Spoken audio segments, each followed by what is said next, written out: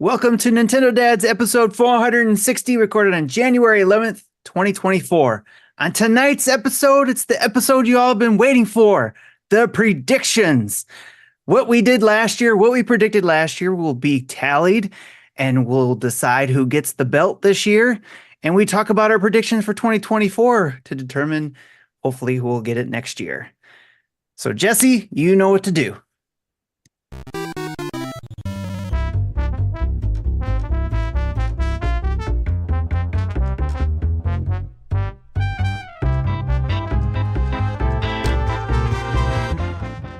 What's up, everybody? Marty here with Nintendo Dads. It is episode 460, the 11th day of January 2024, and it is time once again for our predictions for the year. Yes, there will be glory, there will be fanfare, there will probably be some pouting. It's going to be a wonderful, wonderful episode, and this year, hopefully, finally, we're actually going to, if it has to, get the belt into someone else's house than Tim's, but I'm pretty sure he won. We'll see. If so, we'll just have Tim mail it to himself and receive it a week later. You can mail it here. I'll take a picture with it. I'll send it back. Anyway, we're excited to bring to you all the news, reviews, and stuff that we've got this week. Lots of stuff to talk about with our predictions. But joining me on the show this week, it's the full cast on the Nintendo Dads podcast, and we're excited to be here performing for you. He's not the last member of the Nintendo Dads crew, but back joining us once again from the great white frozen tundra of Canada, Justin Masson. How are you, sir? I came to collect my pizza. My pizza that I have collected from Timothy off. Ladies and gentlemen, it's Pizza Bet Day. And for those of you that do not remember, Timothy decided to go one-on-one with the champ regarding bets. And he says to me, Justin, Nintendo is going to put out a Zelda remake or remaster before the end of the year. And I look at him in the eyes and I say, Tim, are you absolutely crazy? And Tim says, I am crazy. And I said, if you're so crazy, you should bet a pizza on it, because you are dead wrong, Tim. And so, ladies and gentlemen, here we are live at 8 o'clock Mountain Standard Time, YouTube, Twitch, and I am eating my sweet canoe pizza. Hold on. I didn't realize you just crammed your mouth full of more pizza than that should be there at one time. It's so good. What is Tim? Explain. Tim, that is what winning tastes like, and you'll never know. What is this, Tim? What's a sweet canoe pizza? I have no idea what a freaking sweet canoe pizza is. Do you use it in the water? It's probably got pieces of like maple syrup trees and maple syrup. It is beaver sweet fur. Canoe that I just jammed down my throat. Has pepperoni, which I like, bacon, which I like, and a little bit of spicy steak, which I like. Ooh. Okay. And cheese and sauce. Here's a recommendation for you. Sounds good. Little side trail here. The next time you make a pepperoni pizza, whether it be from the store or you get it from, your favorite pizza place of choice, also procure a jar of hot honey. Yes. I think you've told us this one too, yeah. That over the top of your pepperoni pizza. It's wonderful. It's fantastic. The sweet canoe pizza is, I think, the perfect pizza. It is my favorite pizza. It has could I demolish an entire box of it by myself? 100% I could. Did I have to share with my children? I did. Am I a little bit upset by it? I am. But here we are. Kids always ruin everything. Can I have a piece of that? Can I have a bite? Can I? You're welcome. So good. It's so good. You're welcome, kids. Tim, thank you for pizza. Kids. I appreciate it. And then every time that kids ask for a bite or a taste, they always look at you and go, I don't like that. I got it for Like, them. why did I waste it on you? Anyway, I just wanted cheese. Yeah, kids are the worst. Just cheese. Yeah. Speaking of cheese, from the land of cheese, Tim Off. How are you, sir? No cheeseheads here. I want them to lose. Yeah. But anyways, I'm not talking about cheeseheads. I'm just talking about. I feel like most of the cheese in the world is mined from the northern part, Midwest of the cheese mines of. So there of the northern Midwest. I did that bet for a reason, just so I could distract Justin enough to be able to steal the belt back. What? It was a ruse all along. It was a ruse. And I'm excited. I can't wait to talk about this. Before I became a Nintendo dad, I always looked forward to the prediction shows, and now I'm a part of it. So now I'm really excited about it. And every year it's the same. I'm really excited about it. No matter if I'm wearing a bag over my head, like I did the first year I did this with you guys, to, this year, it doesn't matter. I always have a blast doing this. So how's it going with you, Marty? It's going great. This is my last week of freedom. School starts next week. But man, I would say, listen, we're 11 days into 2024. So far, it's been a great year. It's been a good year. You know why? Because the other day, I'm going to show this for those who are watching on video. The other day, I saw a listing on the Facebook Marketplace. And I know the Facebook Marketplace is a very scary place sometimes, right? Because you don't know who's behind the sale. I got some stuff on there. And so, well, here's the deal. I've seen more scams than not lately. Exactly. Because here was the thing. They were selling a copy of Super Mario All-Stars for the Wii in the box. Like not the promotional package, but the game case for $10. So I sent them a message. I was like, they were like, don't ask if it's still available. If it's up, it's available. So I was like, I would like to buy this. They told me I was in line. They would contact me. Well, they never contacted me. But then something else came up, and it was $15. And I sent them this message. I said, is this still available? And they said, yes, sir, it is. I will take it. I will buy it because, guys, it came into my possession this week. A Transformer that I've always wanted, but I never had. And here he is. Ooh. Shouldn't this be for the minute? It is. Well, for the timeout? We'll just have my minute right now. All right. It is G2 Megatron. Oh, the Megatron. Wow. G2 Megatron tank. And he is in really great condition, considering. Oh my gosh, look at that thing. And he's still, listen.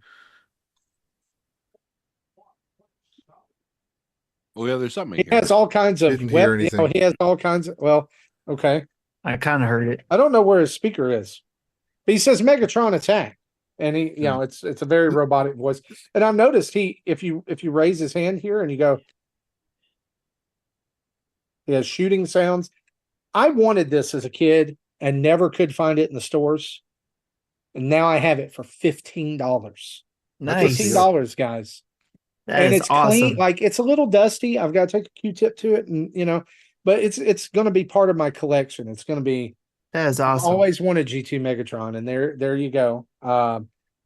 He's just as cool as I thought he would be. There's two that I want that if I could find without having to spend hundreds of dollars on it, I would get. Jetfire, the original toy I had when I was a kid. Mm-hmm. Oh, not the original, like what I right, but you know what I mean. And then the Power Optimus Prime or whatever the power. Can I give you a tip? Yeah. If you go check Temu or AliExpress, they sell some very well made knockoffs of Jetfire for like $50 in the box. Oh, really? Okay. Yeah. Okay. Go check them out. I've told my mom, I was like, I found what I want you to get me for Christmas. and my birthday for the next few years, because they have like the Dinobots, they have all the G1 Autobots, they have the combiner gift sets, and of course they're knockoffs, they're reproductions, but they're not hundreds and hundreds and hundreds of dollars, and that's okay. I'm not trying to display them to make money. I just want the nostalgia. Right. Well, Jesse Waldack, how are you, buddy? Pretty good. We're still on this, are we? Okay. Yeah, we're still on this. I'm also starting. We don't want to skip him. I also have a class starting next week. Yeah, I remember you talking about that. Are you nervous? I wouldn't say nervous, but I just kind of don't know what to expect because I've never been to this school before. This is our local community college. 2 out of the 3 of our kids have been there for a semester or two, but I have not. And my wife's taken classes there before as well, so I'm like the only one who hasn't, other than almost the only one who hasn't. So Okay. we'll have to figure out how things work there. So that'll be a Monday, Wednesday evening class. Nice. Well, good deal. Well, guys, we have an absolutely loaded show for you guys tonight, including Justin's his thoughts on the upcoming Prince of Persia game for Nintendo I've been playing it for a week. I got thoughts. That now has a demo available for the rest of us peons who reviews are out now too. Also, anyway, with that being said, let's jump straight into the news. Let's do it.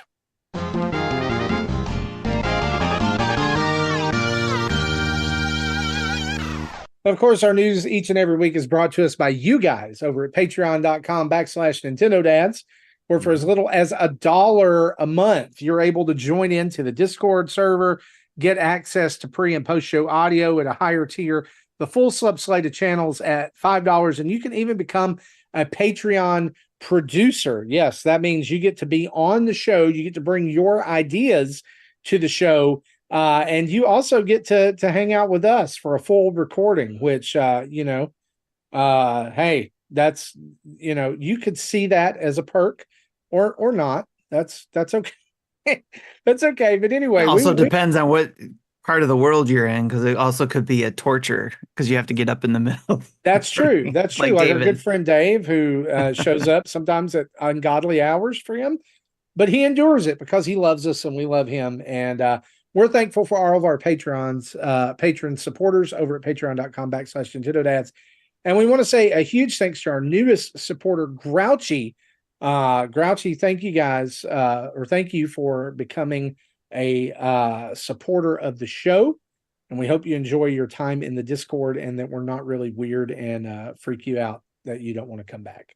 But yeah, so patreon.com/Nintendo Dads, head over there right now if you're not already supporting us, or if you would like to also be part of our Discord, you can, and you're a Amazon Prime subscriber, you can go over to your Prime and throw your Twitch Prime subscription our way. You have to do it every month, but that just also like Mikey Dreamer did today. Yep. You have to go over to the Discord or to there, and you have to do it re-up every month to get you access to it. And so Ms. 1K3 did today. Yeah. We have about 14 or 15 people who do that every month, and it's really cool. Amazing. I'm glad they love you. Yep, we love it. We love it. All right, let's this week, because it's our prediction show, we're just going to kind of do like a airplane buzz, like a flyover of the news, and you guys jump in here.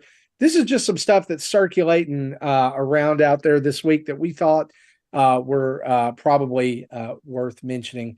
And Justin, this one has your name written all over it. A leaker says a beloved Xbox first-party game will be going multi-platform this year. And this has created a lot of interest. There's been some names thrown out, of course. Sea of Thieves, one of those. Also, Hi-Fi Rush being one of those. And interestingly enough, Hi-Fi Rush has been rated for Nintendo Switch in Australia this week. Your thoughts? Yep. This 110% makes sense, right? At least Hi-Fi Rush. I talked about this earlier. Yep. This was a huge game for Xbox last year. They didn't actually realize it was going to be anything as huge as it was when it dropped. It did amazing. It makes sense to come to other consoles, spend the year on Game Pass, kind of create the exclusivity. But ultimately, game companies, Xbox wants to make money, so they're going to put it on other systems to get other people to play it, and hopefully they are going to generate revenue, obviously, off of that. But then the hope is there then that you may be then interested in seeing what's in the Xbox ecosystem. Hi-Fi Rush coming to Nintendo Switch. As a matter of fact, I'll give you a low ball of a prediction for 2024. Heck, I won't even put it down as a prediction because it seems so low ball. Hi-Fi Rush is coming in 2024. Sea of Thieves, that's interesting. That would have me interested for sure. Now, also, the Xbox Direct that's coming next week is on a Thursday, right? Thursday is also a convenient day that Nintendo does their big updates to their platforms. Also, Xbox has clearly said in the last several months that they are actively wanting to work to get their games on any place that they possibly can with platforms. What time is that presentation, by the way? We'd have to take a look at it. Is it possible that you could see a Nintendo maybe show up at an Xbox event, possibly, or something that Xbox announces is coming to Nintendo and blah, blah, blah later today? That's very well possible. So tune into that one. We'll be reporting on that, obviously, at the end of next week. Also, the tweet doesn't show the time. Let's see if I can dig in further. Usually it's in the afternoon, usually is 3 to 5. That's a little bit outside of their usual cycle. Yeah. So let's add this little bit here that kind of dovetails with this. Yes, 1 o'clock Mountain, 3 o'clock Eastern. Like I said, 1, 3, 5, something like that. Yeah. Sources also say that Microsoft is looking into exporting select games from their back catalog to other platforms as well. I wonder if that could be the Nintendo announcements, like maybe some Banjo-Kazooie, some Perfect Dark, Rare Replay, maybe. Yep. Yeah, any of those are possible. So it's Battletoads. Yeah, I think, Xbox was pretty clear recently that they're wanting to be on everywhere. That's always kind of been their strategy. And I think not just anywhere in regards to their hey, you can play our stuff anywhere, but I think it's also we get our content anywhere. So I think it's moved away from membership to now content. Honestly, as popular as Cuphead and Ori, the 2 Ori games have been on the Switch, I was really surprised that with the emphasis that they gave that Battletoads reboot or whatever that they did on Xbox, that it did not come over to Switch, because it seems like a couch co-op game like that is almost like a no-brainer for the Switch. And we could have some people that is the game, and then a ton of people are disappointed because they predicted Hi-Fi Rush. I would be okay with either of them. So that's out there. Also wanted to throw this out here, Jesse. Your thoughts on Pokemon TV? The app will be discontinued at the end of March, meaning that there will no longer be one specific place to have access to all of the Pokemon related cartoons. And I don't know if you saw this, but someone made an infographic of where you could find everything. And it was the most insane thing I've ever seen. It was oh yeah, Black and White, there's season 1 through 7's here, 8 through 12 is here, 14 through 16 is on this streaming service. It was literally spread across every streaming service that's out there. But why are we ending? Why is Pokemon TV ending? Well, for me, I completely forgot it was a thing. So if other people also forgot it was a thing, it just wasn't getting used. So then why keep these servers up? Yeah. So maybe it is everybody's oh no, Pokemon TV is ending. But a week before they're I don't watch Pokemon TV. Right. Well, and then, I think most of the episodes that matter, the first season and the latest season is on Netflix. There's already, that's normally that's what all that most people really care about. True. That's true. Also, speaking of wrapping up, Masahiro Sakurai will wrap up his YouTube channel this year. And kind of adjacent news, new Smash Brothers spirits are available. If you're listening to the audio version, they'll be available today in the game in Smash Brothers Ultimate. They will be releasing every day for a week. So new spirits every day on the spirit board with an emphasis on those spirits. Any thoughts, Tim? We'll throw it to you. Any thoughts on why Sakurai's ending? Because this YouTube channel, people have raved about this. They've been really excited about his videos. Why end it? Because he's got to work on a project. Yeah, that's kind of what I'm thinking. Whether it's just he won't have time due to the project, or just contractually he's contractually obligated to not have a show, while he's working on whatever project it is. Oh yeah. Well, he's a notorious workaholic too. He is. Like, he only focuses on that one thing. So he's gone to work with an IV drip. Right. Yeah. Yeah. Like, no. Oh, protect Masahiro Sakurai at any cost.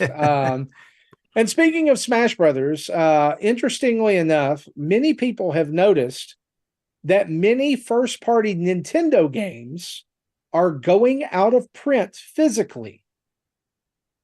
As in, you're unable to get them physically. That sounds normal. For what? Normal for what? For an end of a system's life cycle? Yeah. Interesting. But I noticed like some people were tweeting about this the other day about like Best Buy has, maybe it was Wario64. He was like, Best Buy has physical copies of blank sold out everywhere else. And I'm like, you guys are just now buying physical copies of it? Like, and it was like, I mean, it's a pretty well-known game. Maybe it was like Splatoon or something like that. Smash. Yeah, I saw an article of this. There was about like 15 Nintendo published games in that list. Yeah. Now, if I'm wrong, correct me if I'm wrong. Some of those were 3DS games. I didn't pay that much attention. I just saw like the word Mario and went on. Yeah, right. Some people have predicted that maybe this is for a Nintendo Selects subline. That some of these games could go in, be $20, $25, or $29.99 with inflation. What do you guys think about that? I think it's possible, but I think Nintendo's moved away from that. Yeah. I think Nintendo's in a dominant position right now where they don't feel like they need to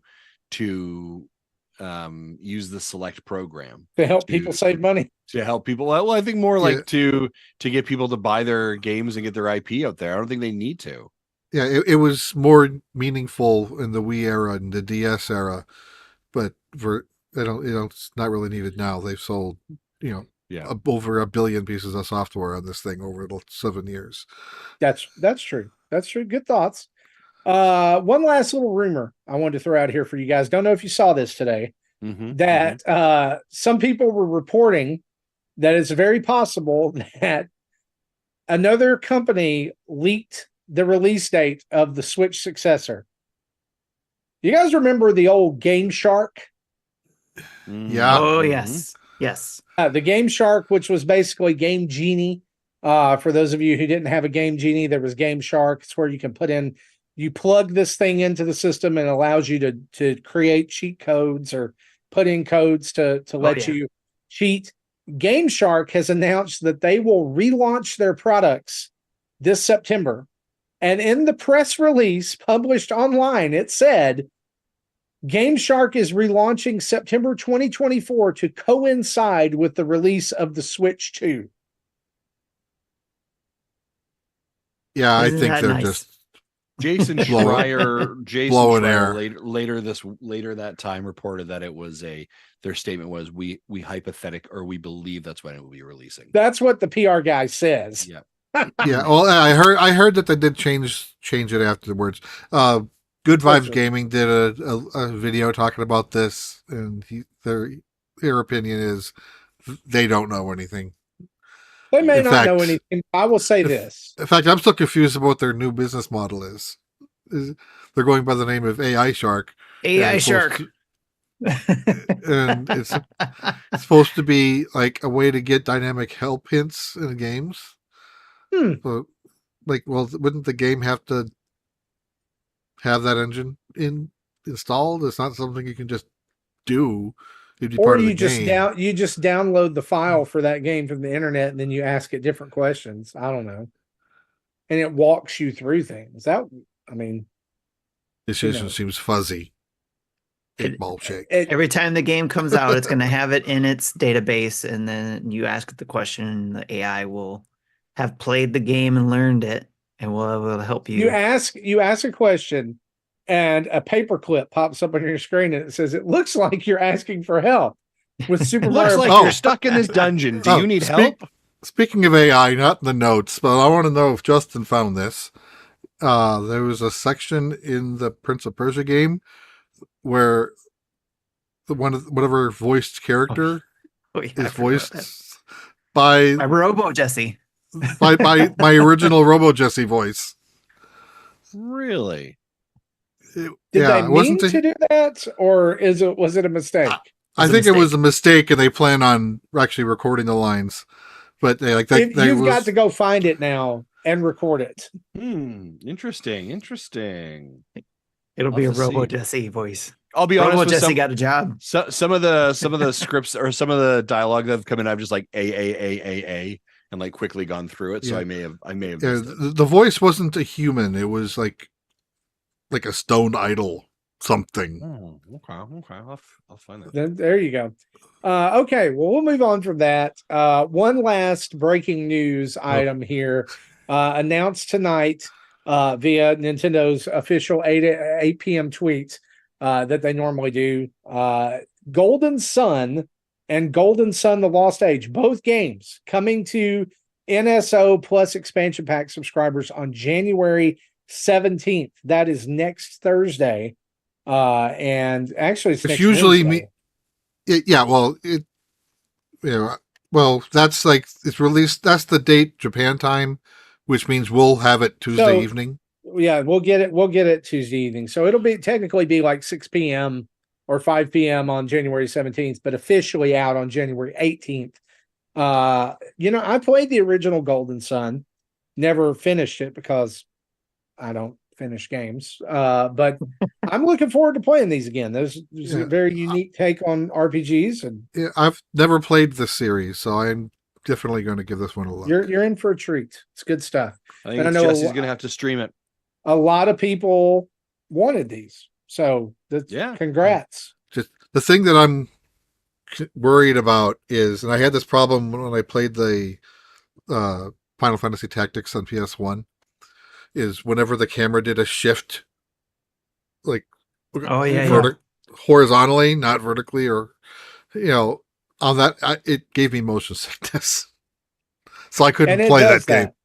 Okay. Yeah, I have noticed that it'll change the view of the enemies or the heroes depending on what stage of the battle it is. So I need everyone who has been like manifesting this, praying for this, whatever, to start praying for Super Mario Land to finally get released on Game Boy, because it's time. It's been there. Like, we've been sitting on Game Boy for over 6 months now.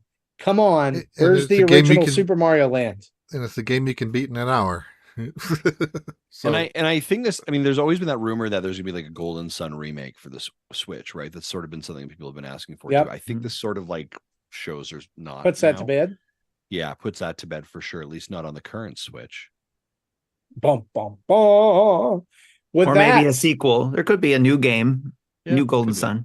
Could be. That could be why these are coming out. Who knows?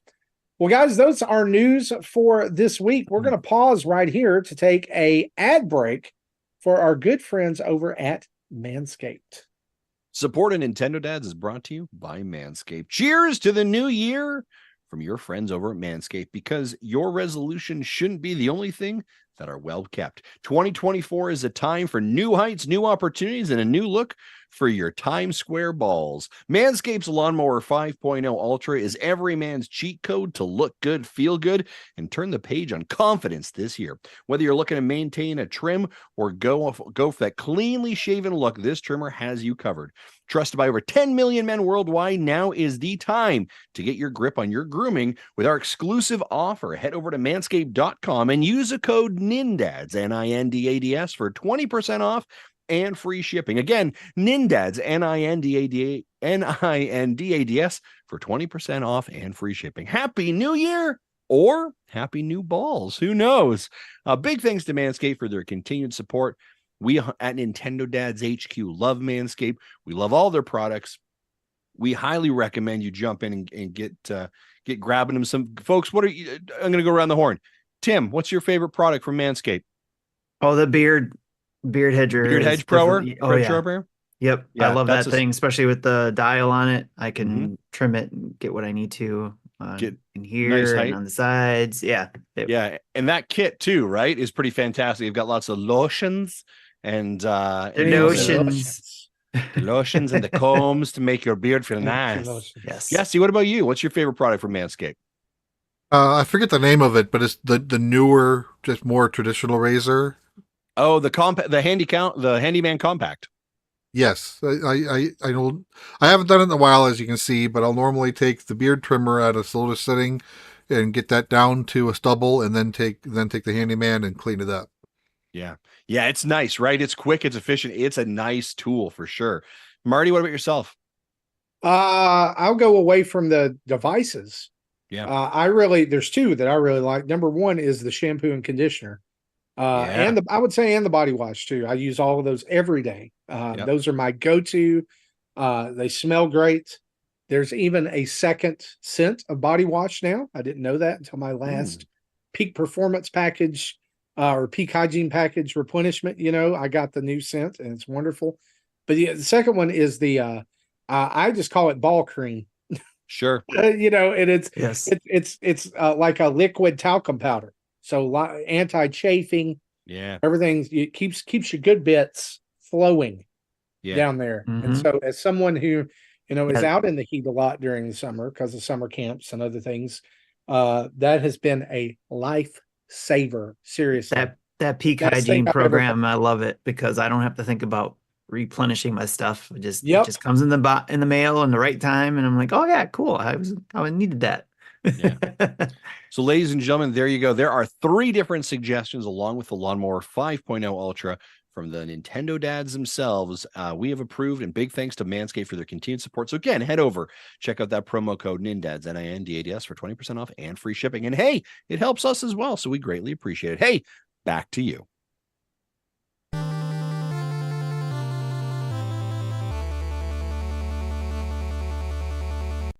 All right, folks, it is time for our predictions extravaganza of 2024. We're going to break this into 2 sections. The first will be a look back at our predictions for 2023 to see who the 2023 Nintendo Dads predictions champion is. Currently, it is this guy, Justin Masson. This guy, your 2022 champion. And really, Justin, you buy us a good margin in 2022. But I mean, when you make 25 predictions, that's here's the thing, y'all. If you just make one prediction and get it right, that's 100% success rate. There's no one can be. We literally do this by percentage. I don't understand why none of you have just said like Nintendo will release X and just be right. Listen, anyway, okay, it's fine. I'm looking at your predictions right now, and I don't think you're winning this year, but that's I can guarantee I'm not, and I can also guarantee I don't think you are either. So no, we swung big. And it didn't happen. Did swing big this year. So what we're going to do is we're going to go through and we're going to read off these predictions. We'll let each one of the dads read off their predictions, and we will either say yes or no. We might even give a little bit of partial credit. That's up to the jury here. And then after that's done, we'll determine the winner, and we'll go straight into our predictions for 2024. Sound good? Love it. Love it. All right. So, Justin, why don't we, as the reigning champion, why don't we start with you? Sure. All right. So let's start off with my predictions for 2023. Man, I was wide-eyed and baby fresh coming into 2023. I had some pretty crazy ideas for what I think Nintendo was going to do. I sort of landed the plane-ish on some of them, and other times I just crashed into the ground. But ladies and gentlemen, here we go. Tears of the Kingdom will get a Nintendo Switch model. You bet your bottom dollar it did, and it was fantastic. Number 2, there will be no hardware iterations in 2023. Boom! I was right there.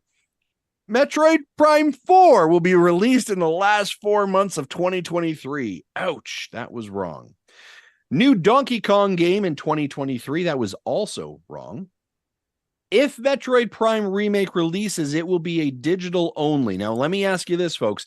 When it did release, it was a digital only, initially with a physical copy coming several weeks later. I would call that correct, especially because your wording here is if Metroid Prime Remake releases, it will not be digital only. Oh, haha! It will not be digital only. That is correct. Full points. That's a full point.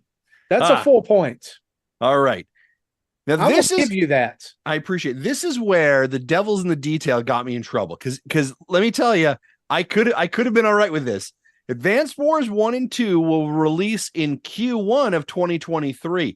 Now, ladies and gentlemen, for the jury, I would like to offer to you that when I proposed this, I was referring to Nintendo's Q1 fiscal year, not the Q1 calendar year. I don't believe that. Which would mean that because Advanced Wars came out in April, that was the Q1 fiscal year of Nintendo. No. Okay. I see that. I then so you I did even say marked it as wrong yourself. I did say Advanced Wars 1 and 2 releasing Q1 2022 or 2023. Pikmin 4 will release before the end of Q2 2023. Now again, I was talking fiscal quarter, not calendar quarter here, folks. You were just so close. I think that this should definitely be worth some marks there, guys. I was in the right fiscal quarter, but not the right. No, okay, we're not going to give that to me. All right. Wait. Pikmin 4 release was July. Okay, so that's third quarter. Okay. Third quarter calendar, second in the fiscal, right? You know what I'm saying? So, huh? I had that marked wrong. All right. The Legend of Zelda Lego sets will be announced. That was wrong. Detective Pikachu will release on the Nintendo Switch in 2023. I was correct. Detective Pikachu 2 release. So that was, I think, full marks for that. Yeah. It wasn't called 2. It was just called Detective Pikachu. Detective Pikachu Boogaloo. Yeah. Yep, for sure. Yeah, I took that as any Detective Pikachu game, not necessarily the remake of the 3DS. Right. So yeah, I would give that a. I said Somerville would be released in 2023. I was wrong. It was not released at all. Better that than being released in the winter, right? Yeah. Good call. Outer Wilds will be released in 2023. Seriously, Outer Wilds will not be released. Yeah, will not be released in 2023. Outer Wilds, you had to wait 1 month. You literally almost waited 3 years. You waited 3 years to release this game. You all you had to do was hold out literally 4 more weeks, and this would have been a point for me.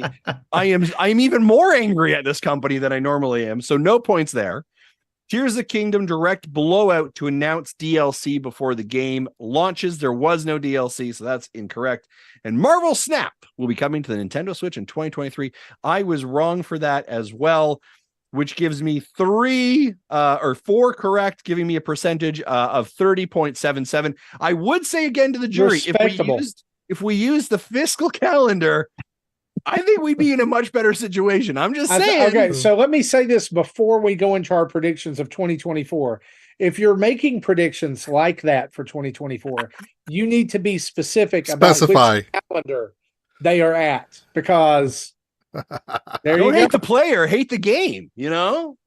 Well, you just hate yourself. I'm sorry. That's fair. It is. Listen, I was swinging for it. Let's head over. Bruce says he's tired. Good night. And he said that. Good night, Bruce. Thanks for being here, pal. Appreciate you. Also, hey, I want to shout out a couple things. We got some great people here in the chat jumping in.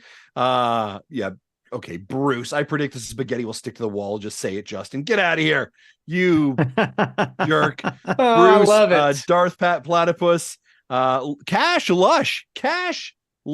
Hey, what is going on? Have not seen you for years. Welcome back, Mikey Dreamer being here.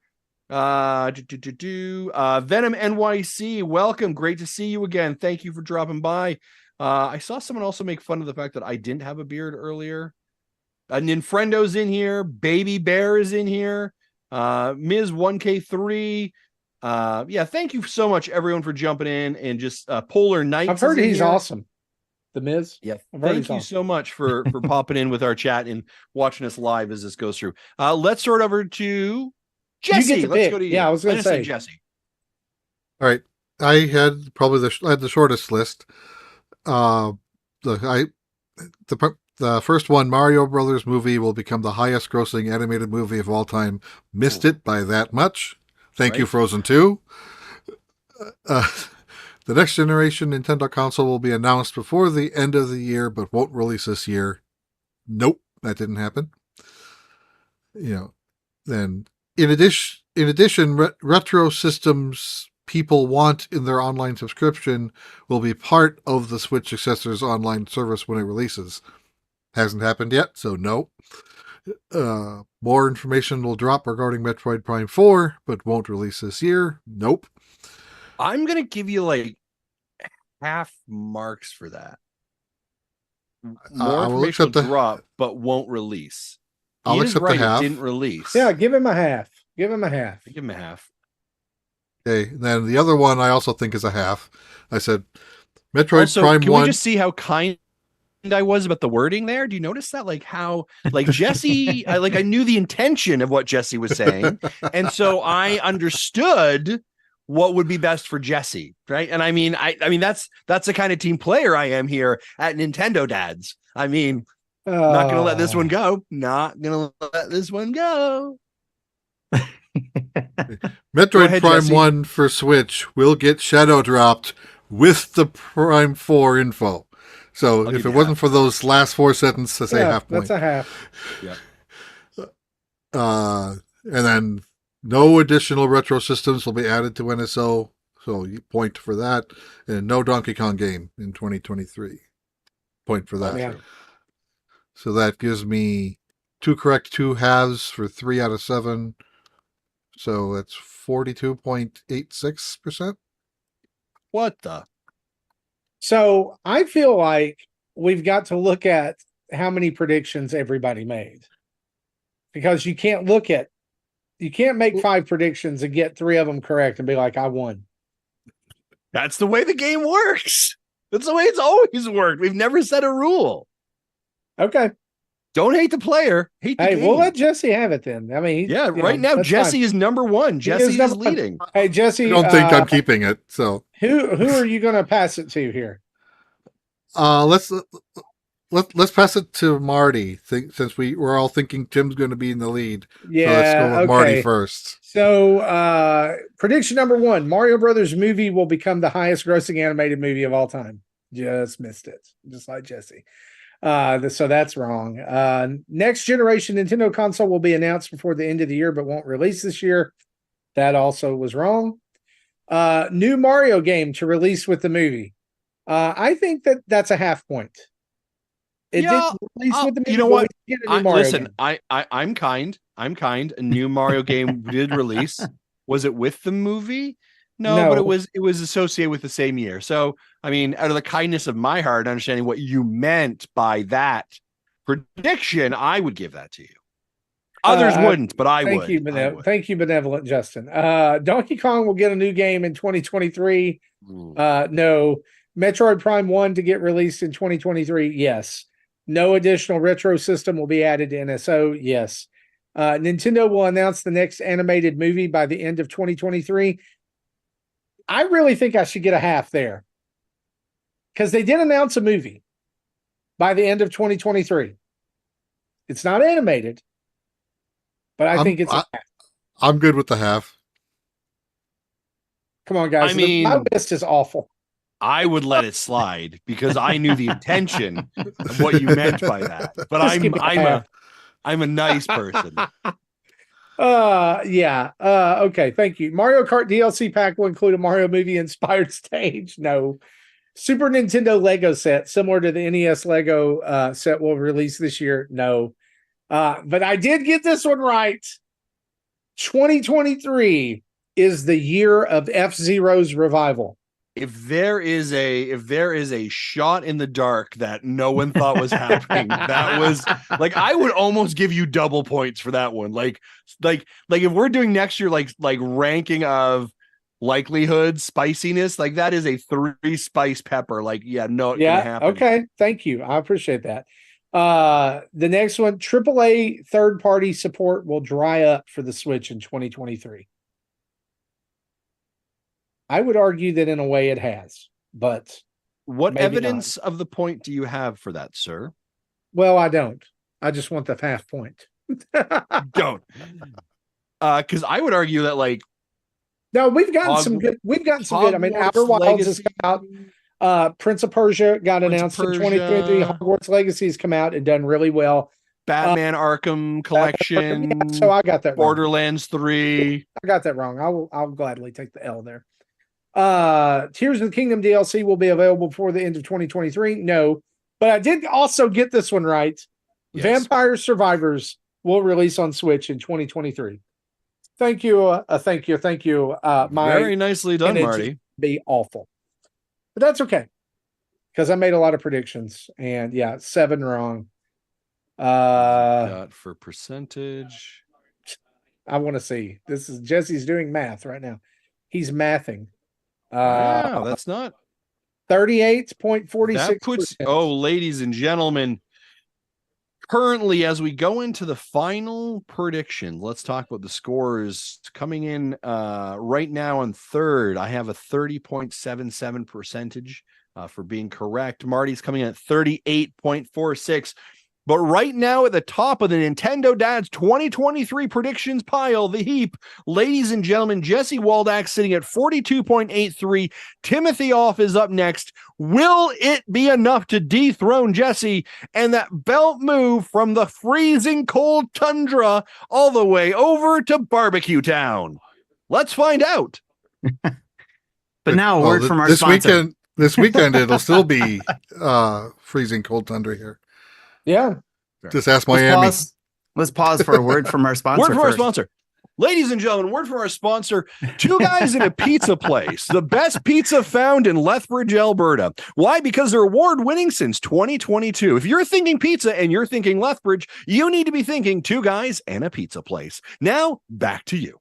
And they are not. Yes, sponsors. We are not sponsored by 2 guys in a pizza place, but I could use some more pizza. All right. So my very first prediction. 1-2 Switch sequel. Yep. You were talking about a shot in the dark. Unbelievable. That happened, and I was like, woo! We got everybody 1-2 Switch on that one. So, all right. No new Switch in 2023. And then I went on to say, in 2024, blah, blah, blah. But no new Switch in 2023. Something new and quirky from Nintendo. A new game and or a new accessory that adds to the Keep Nintendo Weird category our friends over at All In like to talk about. And I thought that was everybody 1-2 Switch.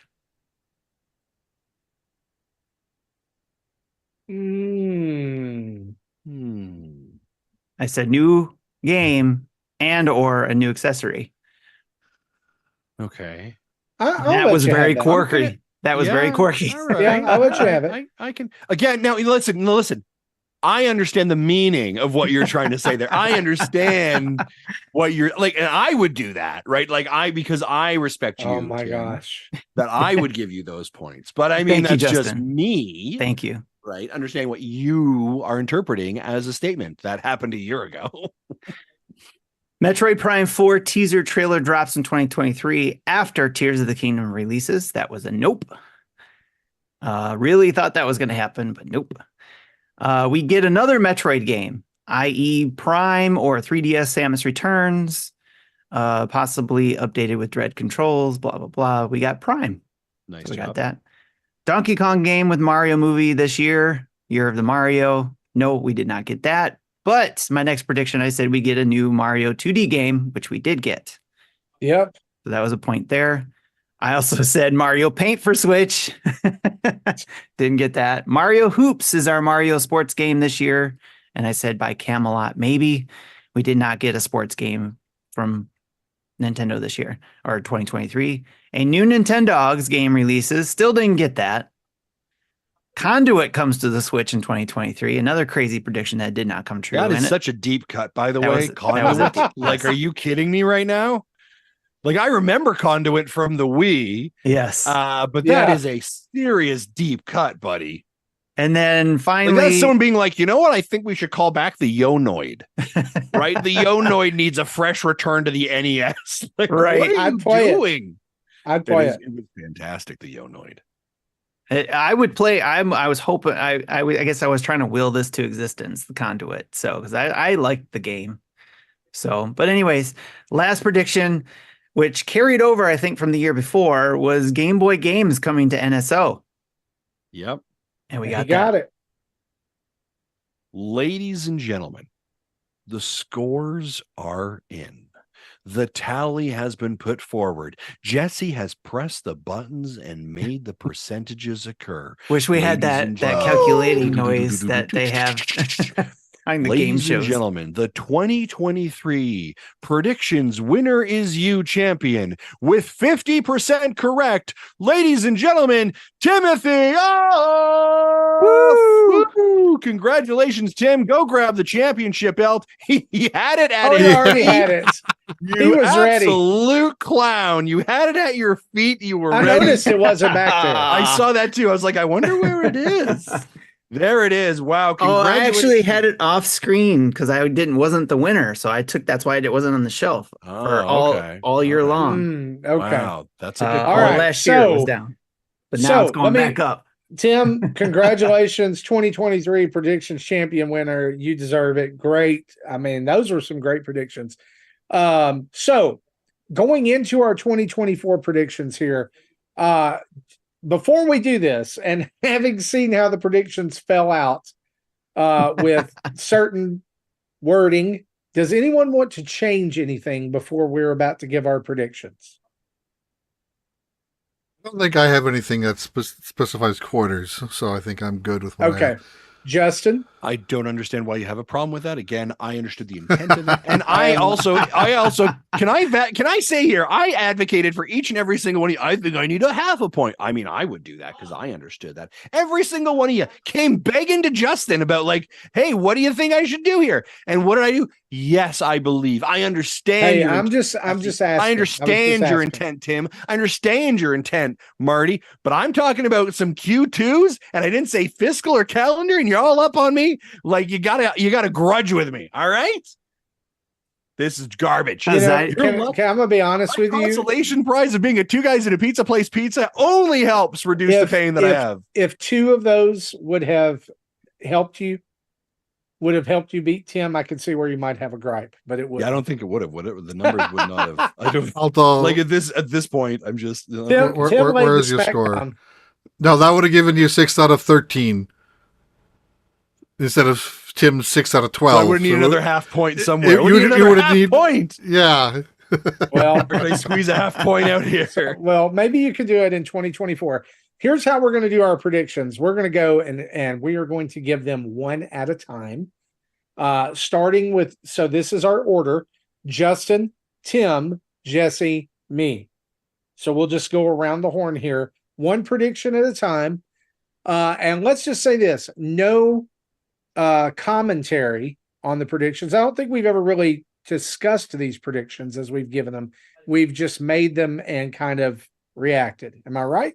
Yeah, the reactions. We discussed reactions, like, oh, interesting. And maybe somebody counters it like, I don't think that's going to happen. So I'm going to counter that and make that. One of the questions I'm going to ask before we get into this, because I do think there could be a little bit of like almost a category. Marty, we were actually talking about before you jumped in the show.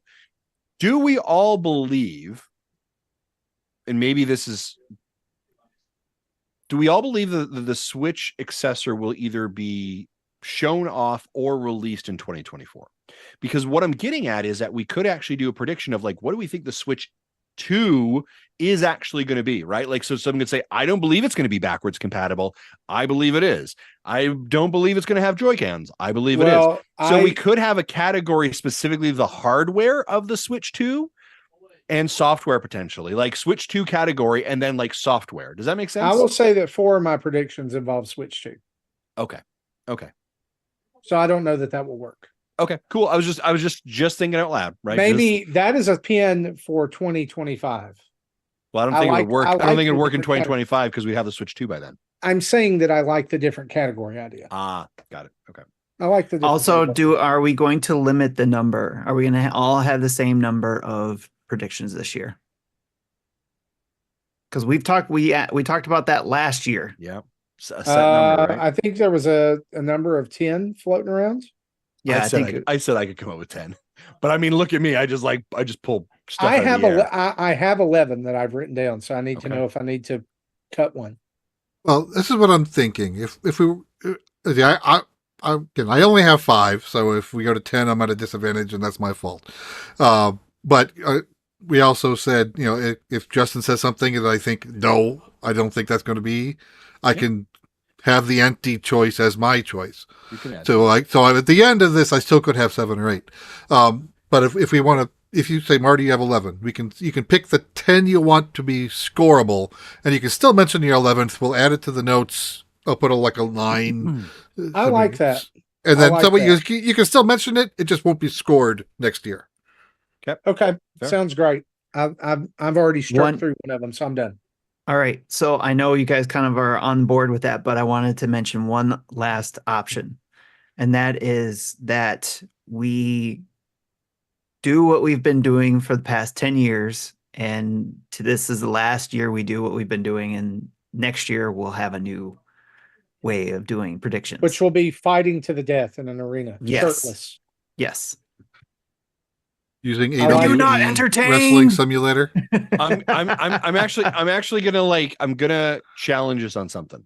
Okay. Because I'm gonna sort of I think meet us somewhere in the middle.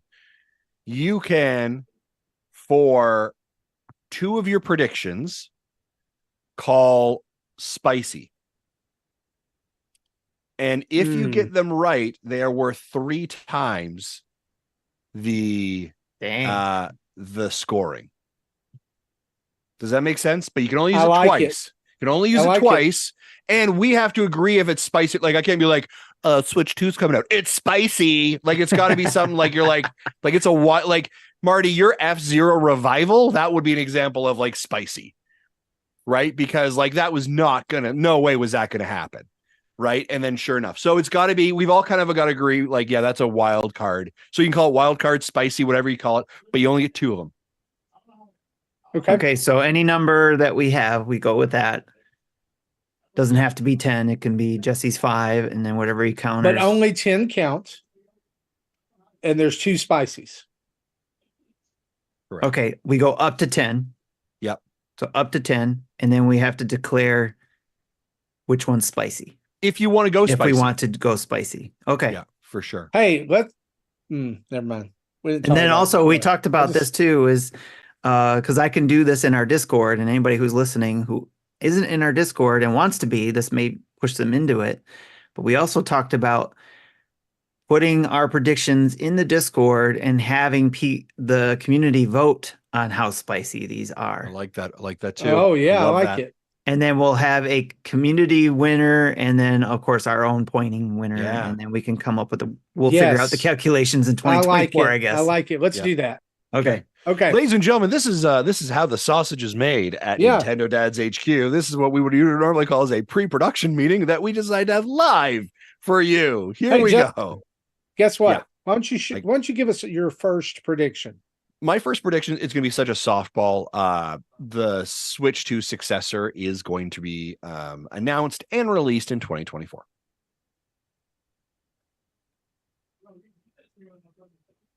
Marty, I'm going to head up to you. No, Tim's next. I'll go last. Oh, okay. Okay. You, Tim, Jesse, me.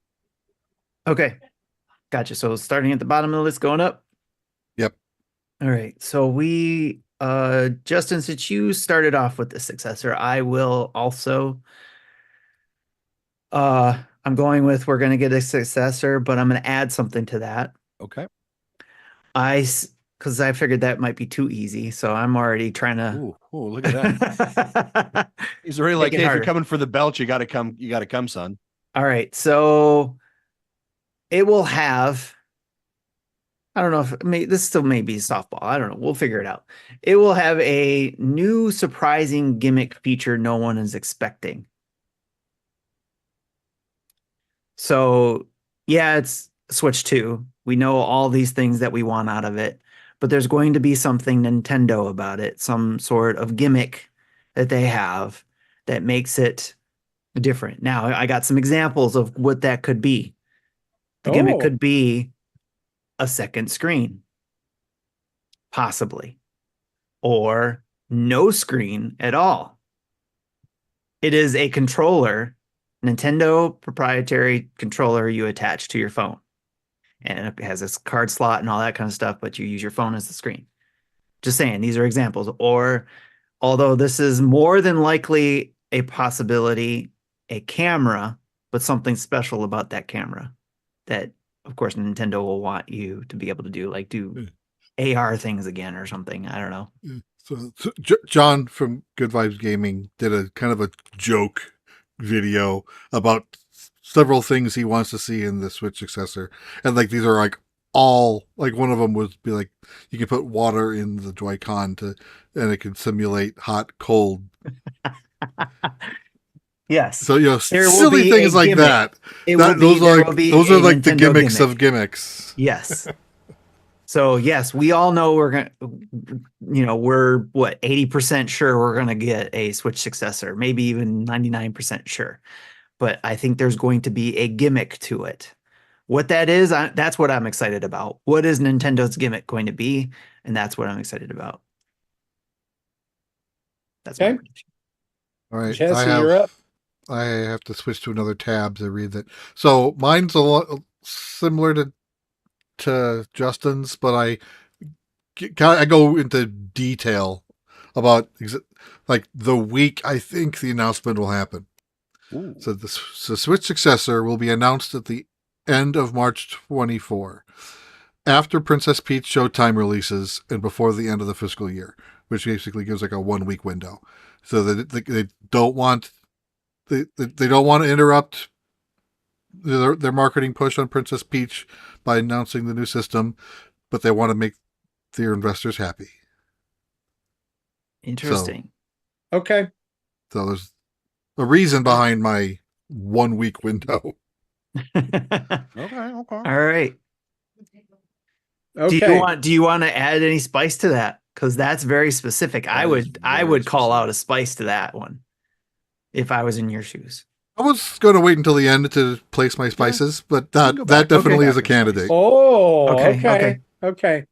So a great theologian once said, if you want to be the man, you got to beat the man. And so I'm coming out swinging. Spicy.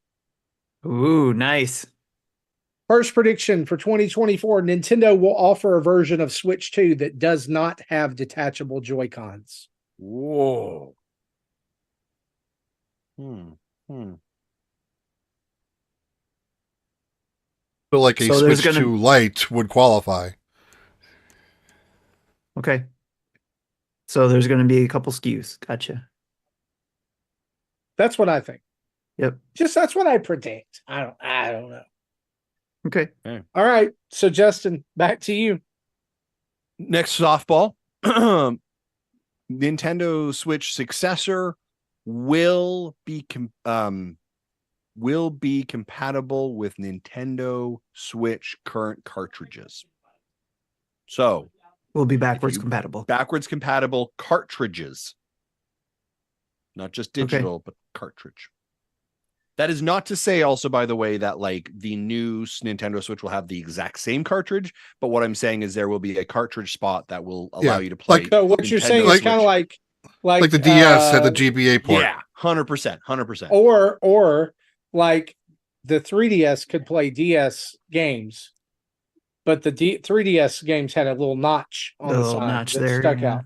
Yeah. So yeah, I get it, whether it's a new slot or a separate slot or the same slot, OG Switch games will work in the successor. Yep. That makes sense. Nice. Okay. All right. My next prediction is Metroid Prime 4 teaser or trailer will drop this year.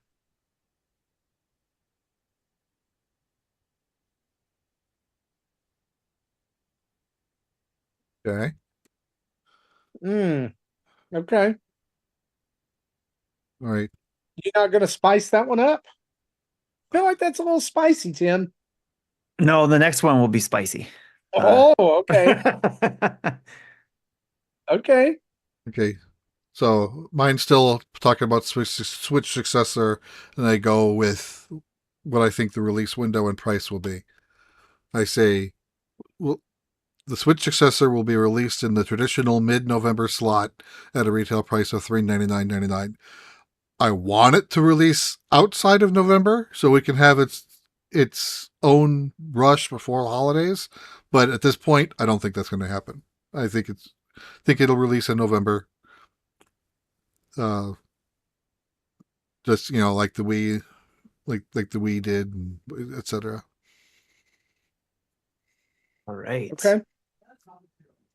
Just show mid-November slot at retail price. Okay. Interesting. Here's my second prediction. Metroid Prime 4 will be the last official first-party game for Switch and the first official first-party game for Switch 2. So you think cross just like generation, just like Breath of the Wild, just like Twilight Princess. Okay.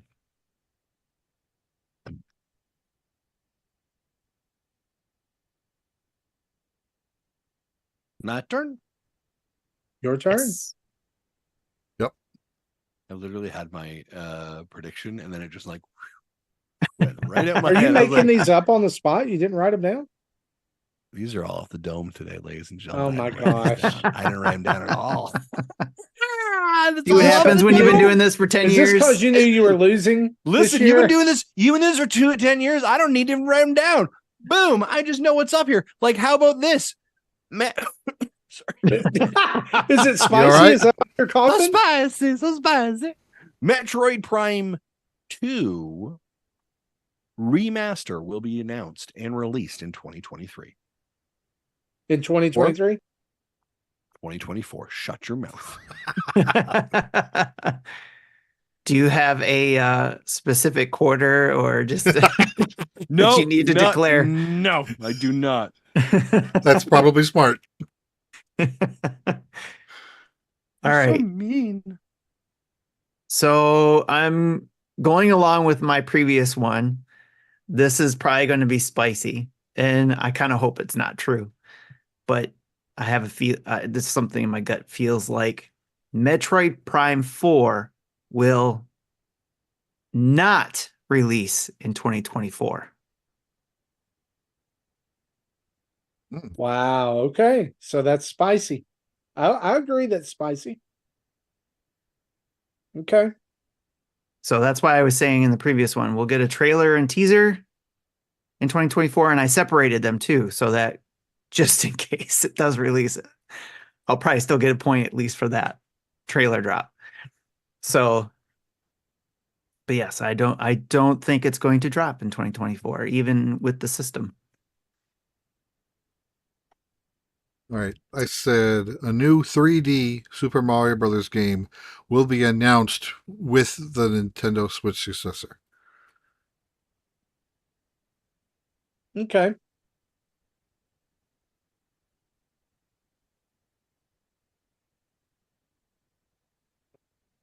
I just saw it was El's chat and thought it was funny. Mm-hmm. Yep. I'm getting called. Like, seriously, I'm getting called out here. What's going on? Okay. Next, let's do this one. Let's do one that's not so spicy, maybe a little bit of a softball. We already talked a little bit about this earlier on in the show. Masahiro Sakurai is closing up his YouTube channel because he will be developing / releasing a new game in 2024.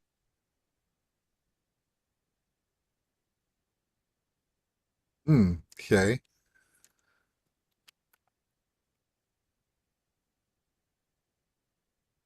Ready? He's It will be announced and released in 2024? No, will be, yeah, I would say announced and released. That's a good way of saying it. So at least you get a half point if it's just announced. Right. Right. I'm not dumb. A new Donkey Kong platforming game will be released in 2024. I keep coming back to this and one day, ladies and gentlemen, like when a clock is right twice a day, I am eventually going to be right on this one. You and the new Donkey Kong game is like Charlie Brown and the football. Ladies and gentlemen, this is spicy take number 1 for Justin. Ooh, okay. I am tripling down on this one. Okay. Every year, Nintendo puts the banana on the ground. Yeah. Every year, Justin goes to pick it up. Every year, they yank it away, falls flat on his face. But now, I will say, I was falling flat on my face in 2023 too, because I wanted the new Donkey Kong game. So, I am excited for the new one that comes out in February, but that's not the one I'm talking about for sure. For sure. Yeah, Nintendo goes, does DK versus Minis count? I'd say no, because Donkey Kong is not the one doing the platforming. No, does not. But thank you though for helping me on that one. I appreciate it. All right, my next prediction kind of goes along with what Justin did in his number 30 prediction, but I'm saying kind of like what I had mentioned last year, we get another Metroid game. And I have examples. That we get another Metroid game. Okay, let's have examples then. So examples are, and I mean, so examples are like another Prime, like Prime 2, or the 3DS Samus Returns gets ported, or we get Zero Mission on NSO. Oh, was that just released in 2024? In 2024, yes. Yeah, I have some Metroid Prime 2 remastered. Yeah. All right. I'm going to say does include Zero Mission. Just because the softball prediction. They've already shown that. Anyway. They didn't show Zero Mission. Did they not? Hey, once you're the top of the pile there, Marty, you just got to find ways to quickly fend others off, right? Yeah. Listen, he doesn't have to be right. He's got to be more than you. This is just like throwing rocks at people running up the mountain. It's one of them hits. Okay, Jesse. Well, that's how I got Prime 1 right last year, because I said a Metroid game would drop. That is true. So I said this one might be spicy with how the climate has been with Zelda games. A new 2D Zelda will be released in 2024. Yes. Tim, I wonder if you're going to go back to the well for that remaster remake Zelda prediction that you had that you end up losing a pizza to. I'm just curious if that's going to make a Here's what I'm going to do. You'll see. This is not spicy. It's not spicy, but I'm going to backpack on what Jesse just said. And I actually had this written down. So this is not something I'm just pulling out because he said it. But Jesse says Zelda remake. I'm going to double down on this. Zelda 2 will finally get the remake it deserves in 2024. Sorry, are you making that spicy or not spicy? That is not spicy. Ooh. I have something spicier. Holy cow. All right, so I was in the chat with Episode. Episode asked from Nintendo or a fan port. I said not a fan port, but maybe like a Grezzo or something. Not necessarily developed by Nintendo, but Nintendo would publish it. Yeah, same thing here. Nintendo either develop or publish a Zelda 2 remake in 2024. Zelda 2 remake released in 2024? Yes. Well, my original prediction wording was Zelda 2 will finally get the remake it deserves in 2024. Interesting. I have a prediction that goes along these lines of both of yours, but we'll get to that in a moment after Justin. I added that word for word. We'll get the remake it deserves, just so we know to read those words next year. Whether it happens or not. Sure. Justin. He's thinking. He's got to get into that well of I'm just thinking, like, which one do I want to go with here? And do I want to make it spicy or not? You got one spicy left. Do you have one spicy left, don't I?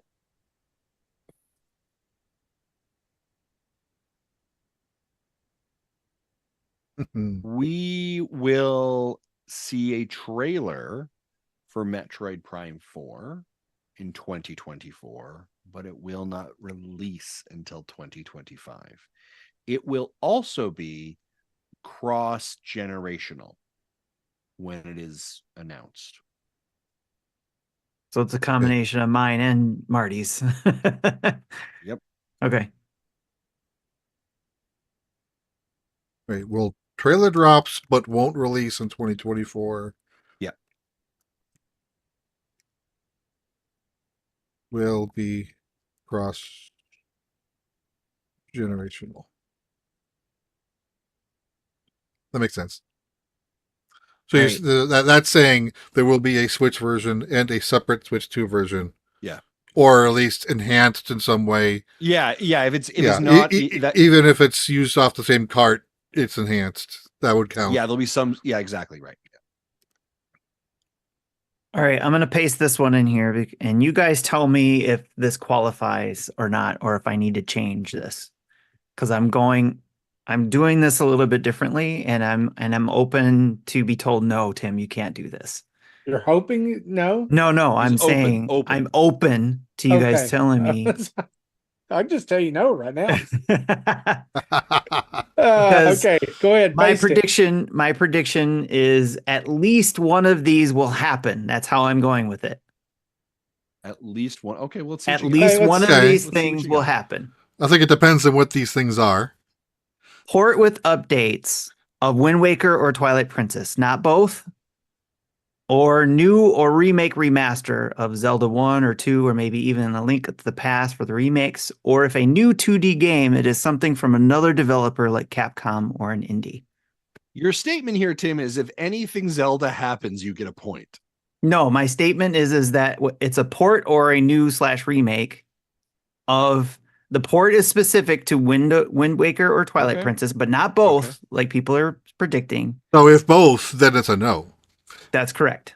Okay, but then if it's a new or if it's game, it will be from another developer, a Capcom or an indie, or if it's a remake remaster, it'll be Zelda 1 or 2.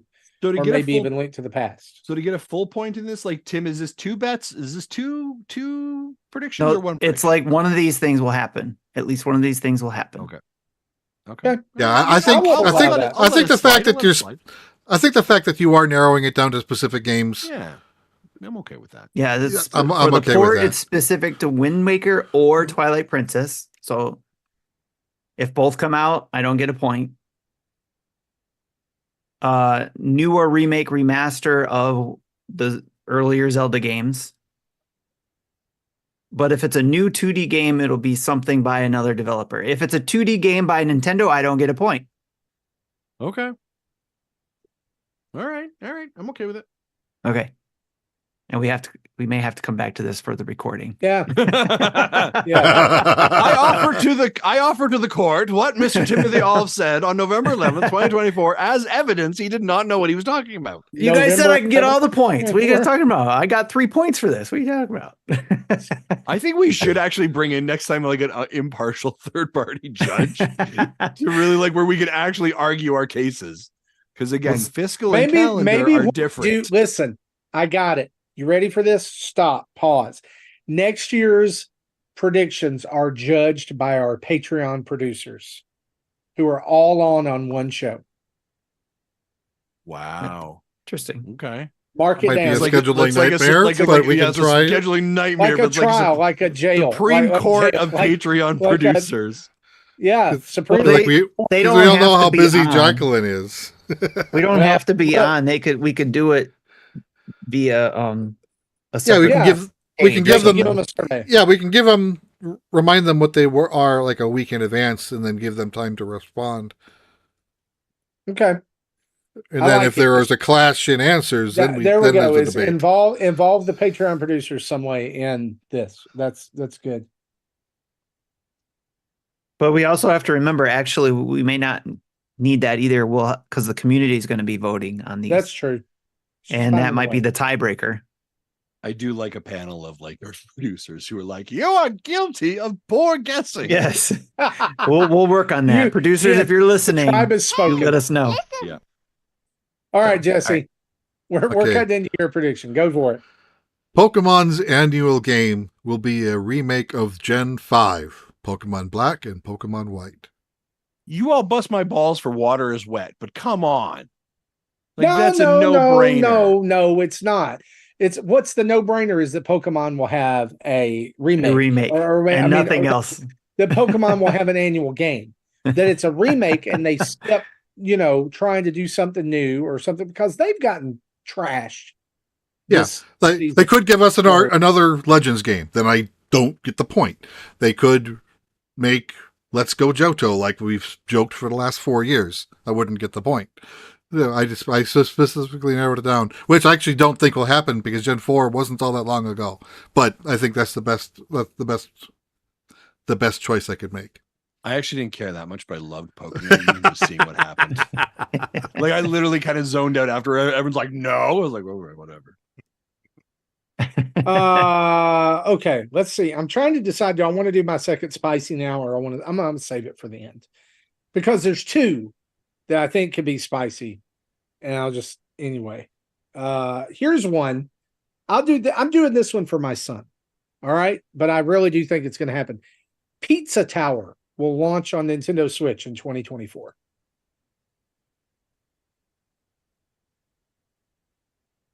Okay. All right. Yeah. I'm gonna go back and that first one, my first prediction where I said it, gave it a week window. I'm gonna mark that as spicy. So I have that and my Zelda as my two spicies. Okay. I think that's a good one to mark spicy because that is spicy. Absolutely. Justin. We have seen on the Nintendo Switch a fair bit of success with a franchise that I don't think normally would have had as much success, and a game that may have been forgotten in the ages.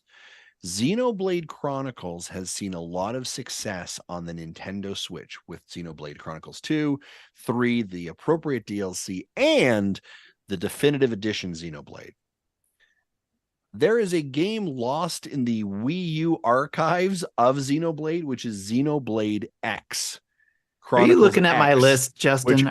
Which I believe will likely be coming this year as part of the remake remasters games that they're dusting off from old systems to pad out a bit of a library. I believe this will be coming in 2024. It's about time for a new Xenoblade game because our last one, 3, was a couple of years ago. Mm-hmm. And this would be a remake or remaster. So I think that we are probably apt for this one.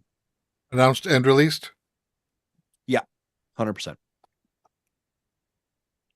Got it. That's mine too. Just put that down on mine. I have that on my list. Oh. Okay. I said it's time. It's time for that. Oh, okay. So I've run out of ones I've prepared, but the one I'm thinking of to add is that kind of like I hinted at it already, but the Switch successor will do something similar to what PlayStation 5 and Xbox Series does, and will let you, if you buy a game, you can play it on either system, but the successor has some sort of enhancement to it, better frame rate, different textures. Is that a something like that?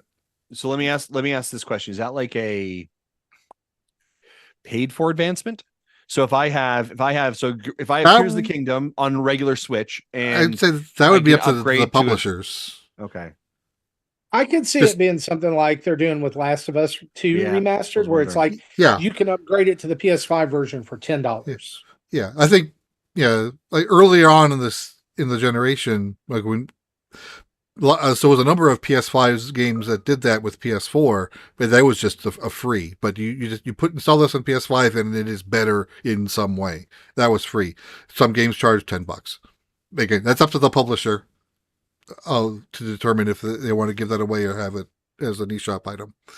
But I think that the system will allow that capability. That's the prediction. I like it. I don't like it, but I like it. I think that's. I think that's. I don't like it because I don't want to pay. No, I don't either, but you can choose not to pay. Yeah. You can keep it the way it is.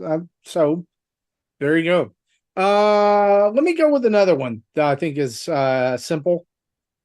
Softball, and that is that the Deku Tree Legend of Zelda Lego set will release in 2024.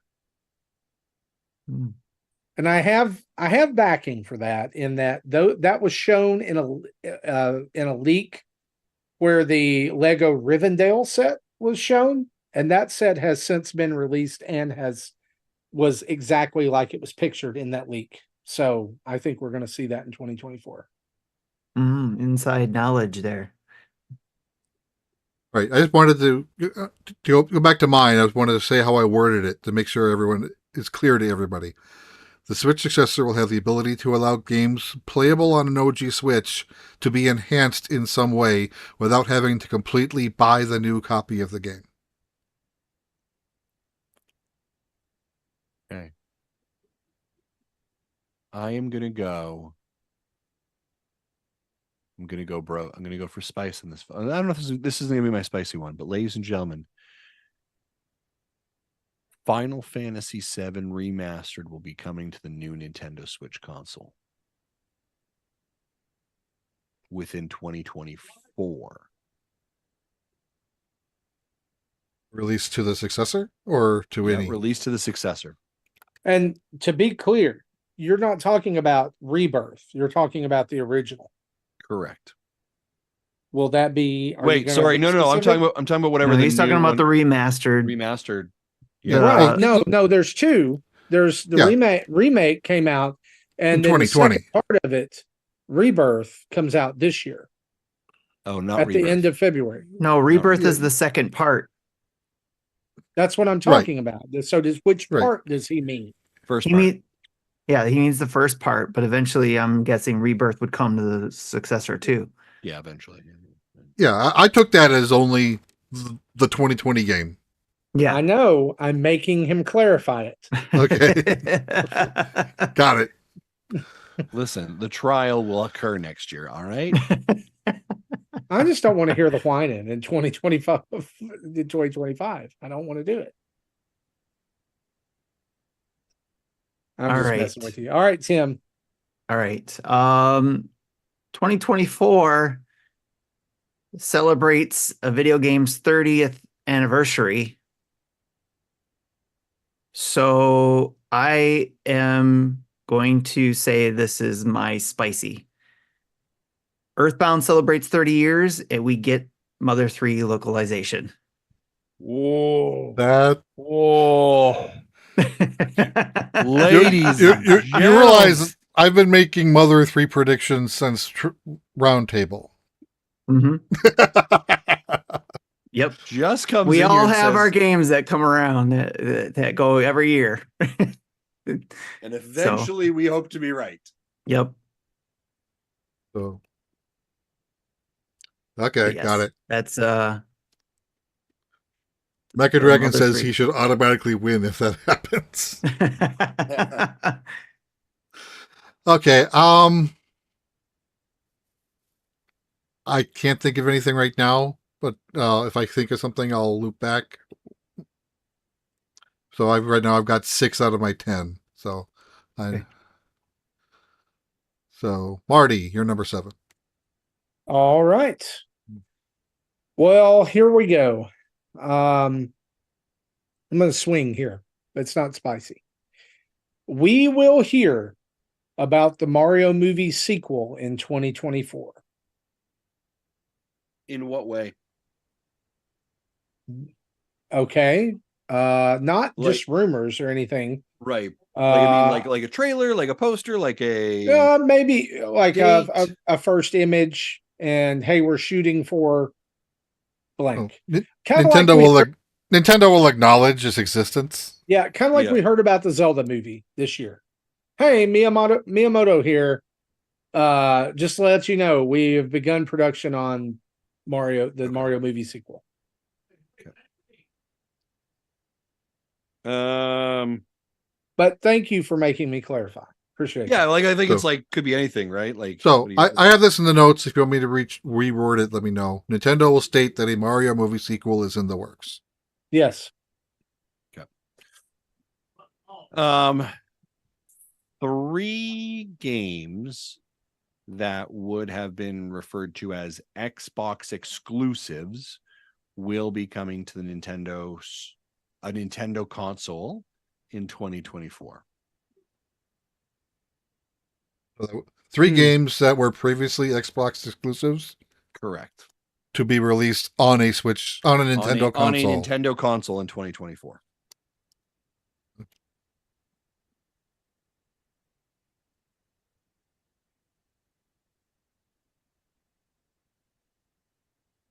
So, either the original or the successor would count then.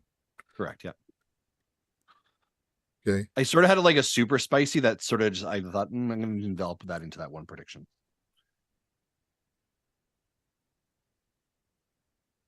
Yeah, and Mecca says yes. There's got to be 3. So if there's only 2 games, we might give him partial credit for that. But I will give him partial credit. I'm going to go ahead and say I will be benevolent and give partial credit for even How for nice 2, of you now to show not for up. one, not for one, but for 2. How nice of you now to show up. Although I will say that if you were perhaps somehow, if I were to receive a container of Timbits in the mail, I might be willing to give partial credit for 1. Interesting. How interesting. I don't think Timbits ship well, by the way. no, I was thinking that. I was going to say, I'm surprised it wasn't coffee crisps. Or some Especially through crisps. customs. Yeah, there you go. double. It's just a Ziploc bag of coffee. No, coffee crisp. Oh no, Right. I meant like a double coffee coffee. Like it's just a bit. Yeah, man, never mind. We'll move on. No, but I know what you meant with the double. It's Oh yeah, a bag of liquid shows up. yeah. Yeah. Yeah. All right. I got a softball and I got other difficult ones. I'm trying to decide if I should go with softball or not. This is number 8. I'll do softball. Speaking of softball, a new Mario sports game this year. Okay. I'm personally, this is not part of the prediction, but these are the things I'm hoping for. I would love a new Mario basketball game, like the hoops game we had, or if a brand new one that they never done before, an American football game with the Mario characters would be so freaking awesome. I would love that. I would And like you got to that. have charge and check in there. Yes. Yeah. I mean, it writes itself. I know, right? That would be so much fun. Yeah, it would be great. I would love And that. it would be even cooler if it was NFL endorsed. But, you know, it doesn't have to be. I'd just take them, the Nintendo characters. All right. Jesse, have you countered any? No, I'm thinking about whether I want to include this or not, but I'm thinking, so I'll go ahead and do it. And now said we will have Dragon Quest III HD 2D released this year. Okay. That a game we haven't heard of since it was originally announced in 2020, and it's gone radio silent for almost 4 years. Okay. So are we down to 8, 9, and 10? Is this our last 3? The official predictions? Okay. Here's my next one. A Game Boy / GBA controller or attachment for Nintendo Switch Online will be introduced. Yeah, that'd be nice.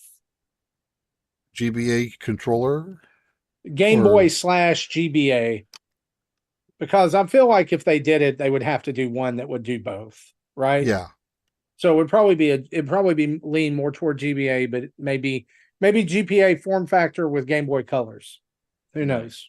Nice. I don't know.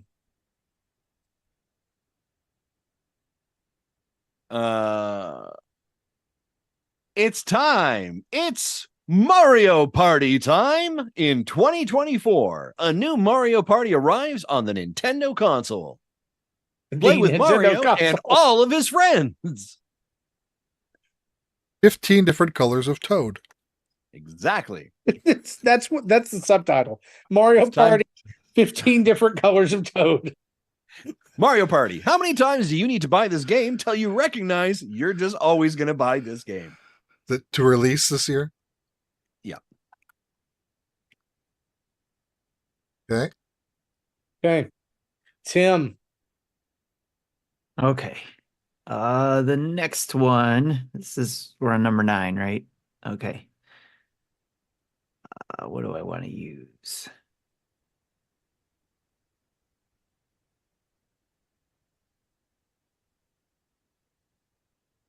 I will say, I'll save that one for last. I'm gonna say it again. I brought it over from last year and probably the year before that. A new Nintendo Dogs game, will come. Just so persistent with that thing. He just wants a friend. Will be announced and released. Will be announced and released in 2024. Okay. I would like that. I would be okay with Nintendo's. Maybe it can, like, this has got to be the year. When they did the sequel, it was like Nintendo Dog or Nintendogs plus cats. So I feel like this one has to add an animal. Plus goldfish. Nintendogs plus cats plus domesticated farm animals.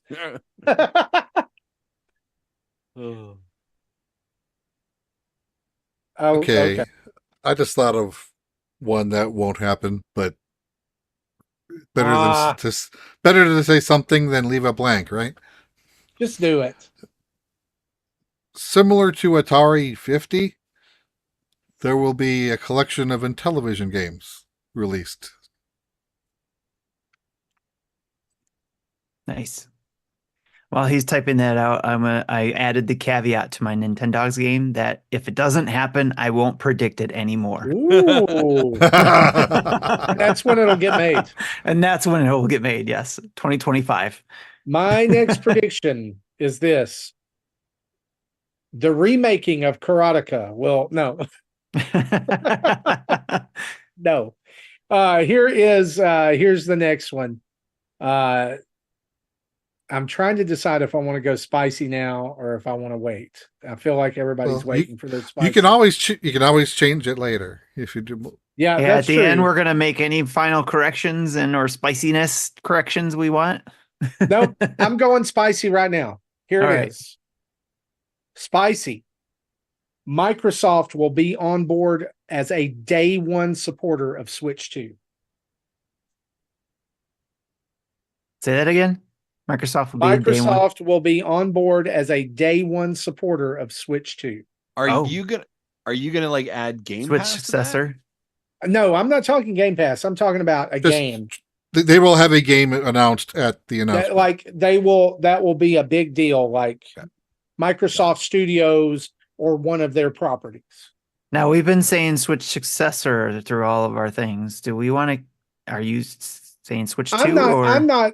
Like when I've said Switch 2 for all of that, I don't mean like that's the actual name of it. Yeah. Okay. I understand Switch 2 is the successor. I've been kind of using them interchangeably. But understood. Got it. That is my prediction. Spicy prediction. So next year when he could possibly get a point, we'll be like, nope, you said Switch 2 and it's not called Switch 2. Oh. Yeah, don't do that to me. That would be awful.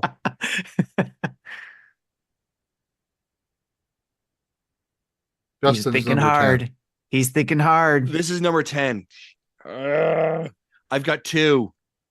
Well, again, I did not plan this well at all. Again, if you pick, you can have the 11th one still mentioned, and we add it to the notes. It just won't be scored. I'm going to give you both. I'm going to give you both. I'm going to give you 11, 10, and 11, and I'm going to figure out which one I want to non-score. Is that fair? That is fair. Okay. First thought. GameCube will be coming to the Nintendo Switch Online for a Nintendo console. I'm just going to say GameCube will come to NSO. Yeah, that's fair. That's all you need. I like it. And then this is sort of a build off of Marty's. Call of Duty is coming to Nintendo in 2024. Are these two separate predictions? Yes. This is my 10 and then my 11 honorable mention. Okay, I got you. I want it. Yeah, one of them will be not scored, and he has to decide which one. Okay. And I have still got a spicy. I've got to delegate somewhere if I want to. Yes. I actually thought about Call of Duty as well, but I will paste this in, Jesse. Okay. And you can reword it if necessary, but just to get my... Never good when Tim's pasting it in because he's like wordsmith this thing to figure out how he maximizes his points. I pasted mine in too from the... I trust you. You're not the champion. Come on, Tim. This is what we talked about before, Justin. A Zelda game for NSO, maybe Four Swords or Four Swords or maybe something like Mario 35 or 99 game. But a Zelda game. Something multiplayer in NSO. Yeah. For Zelda specifically. Yeah. Oh, wow. Ninfrendo. Look at that one. New Mega Man series. Ooh. I know better than to do that one because it would be an automatic wrong. I hate to say it, but it would be wrong.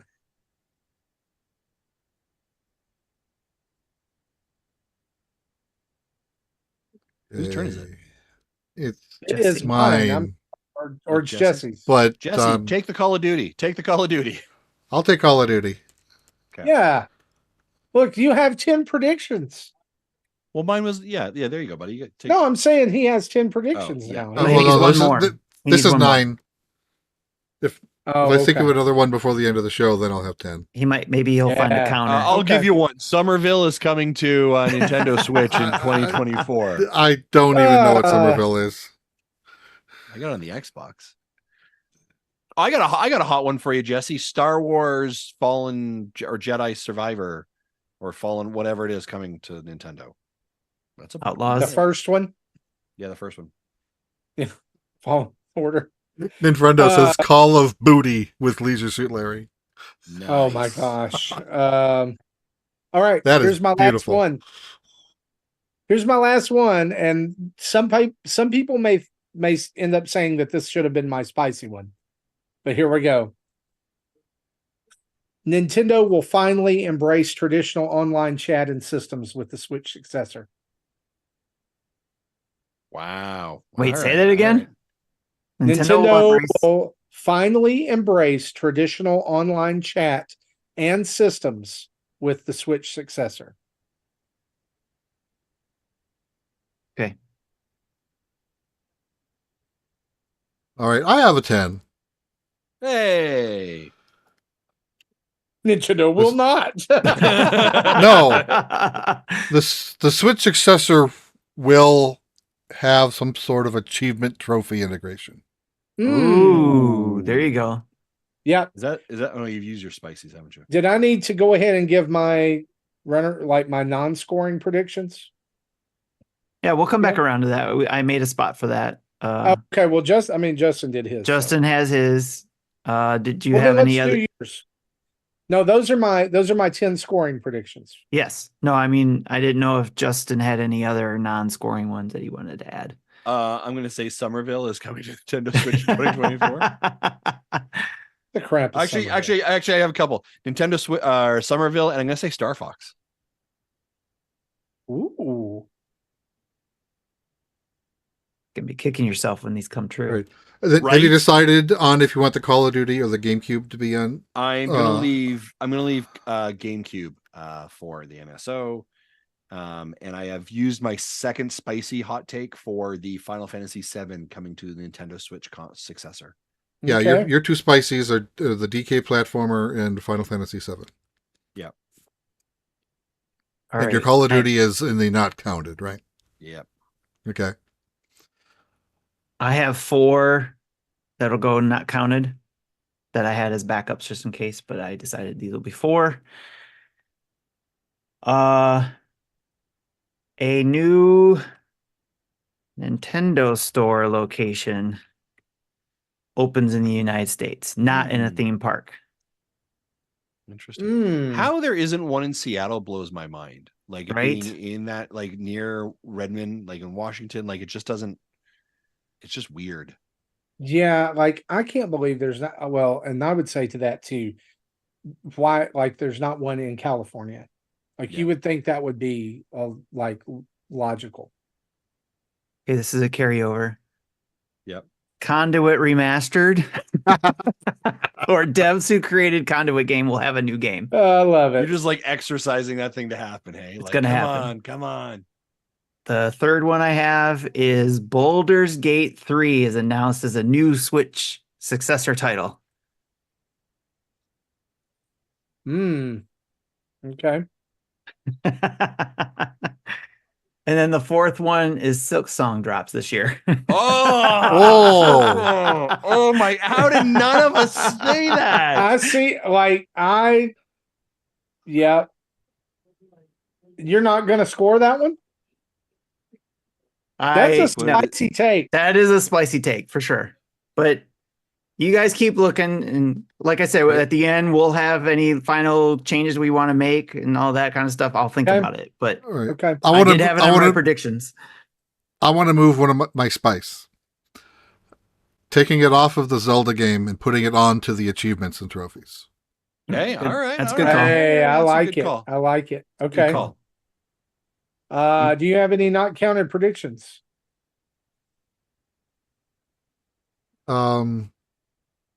I'll say Persona 5 Tactica will be on the successor.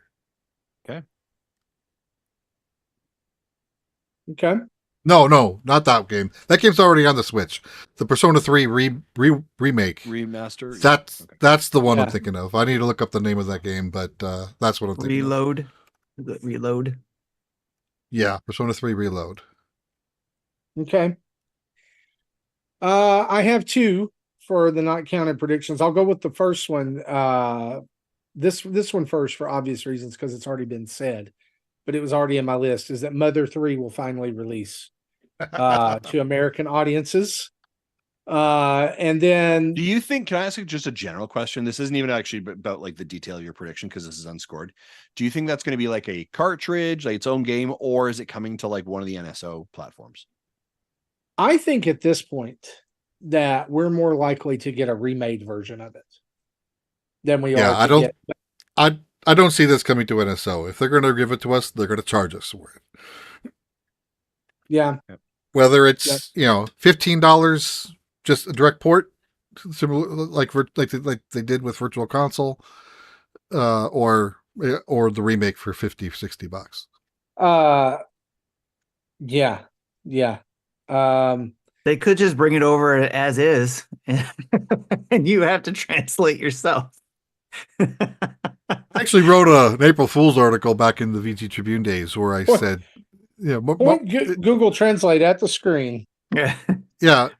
You need those Google goggles in order translate into your glasses. I said Mother 3 is getting a release, but we still don't know if it'll be localized.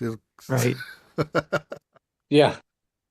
So two more unscored predictions. Here's the next one. Nintendo will return to smartphone apps in 2024.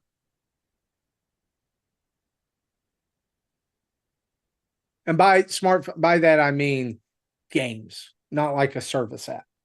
Not a voice app? Yeah, no, that negates my previous prediction. And then my last one is here just for our good friend Ninfriendo. He actually asked about it in the chat. Hatch Tales will miss its March 28th, 2024 dates. You're going to say Plock. No, I had to throw the Hatch Tales one in there. We'll miss the March 28th release date? Is that what you said? We'll miss its March 28th release date. All right. Oh, by the way, did you see that he released another game, by the way? I did. This is hard. We're going to keep moving through, folks. Keep moving through. Nothing to see here. Move along. Okay, so that is, we have now made our 2024 predictions. Does anyone want to change anything, respice anything, or are we good here? Everyone has 2 spices used, so we're making sure that doesn't get missed. Everyone used it twice already. So if we want to move it, we can move it. I think I'm good with where I am. I have one final wrinkle that I saved till the end that I wanted to throw out here.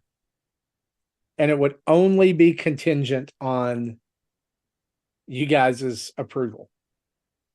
Much like Super Mario Brothers 2, the Lost Levels, where there were mushrooms and poison mushrooms. Here's what I wanted to do. Okay. Is that each one of us would be able to choose one prediction from one other person that we were confident they would get wrong. And that would be minus extra points. And it will be the spicy poison pepper. So if Justin says that Intellivision games won't show up, and it doesn't show up, then I lose. Instead of just getting 0 points, I lose a point. Yes. I'm okay with it. Yeah. The poison pepper? The poison pepper. So what emoji should we use for that? Well, it needs to, well, just a poop, because a poison pepper would cause you to poop. Okay. So everyone gets one shot. Everyone gets one poison pepper. I was looking for a Mr. Yuck emoji. Yeah, if you remember that. So Justin, here's what you get to do. You can see in the doc all of these predictions. You get to shoot your one shot. What is your poison pepper? Now, I will add one more wrinkle to this. Once a person has had a poison pepper placed on them, they cannot have another. Right. All right, so it's one prediction from another dad that you say is going to be wrong, and it will cost them a point. I'm going to change one of my things before you think about this. Well, no, because I was thinking about this. So I'm going to change the Xenoblade one, since Justin already called that one. I'm going to do, just so it's different, I'm going to replace it with the Silk Song releases this year. Okay. So that's in my predictions. And the Xenoblade one is prediction. That is now an official. Silk Song drops this year is an official prediction now. All right, Justin. What's your poison pepper? It's not spicy though. My poison pepper. So so they have to get it wrong then, right? Okay. So here's the deal. If they get it wrong, it would already be 0. But for the poison pepper to take effect, you have to have picked that one. Then it will be -1. It does not cost you anything. It costs them something. Question. What if they put a spicy pepper on it and it's wrong? Then it's -3. Ooh. Or no, do this. Let's meet in the middle. Because a wrong is 0, it'll be -2. I'm taking a shot at Tim and Tim's celebration of the 30th anniversary of Earthbound. Okay. Okay. That's even spicy. Wow, that's gonna hurt. So he gets the poison pepper. Nice. I like the emoji you picked there. That's good. Nice. Purple pepper. Tim is now off the board, but Tim, you get to take your shot. Okay. So wait, just looking at the thing, Jesse, you said -1 point for being wrong, -1. I meant to say -2 if spicy. Okay. Yes. All right.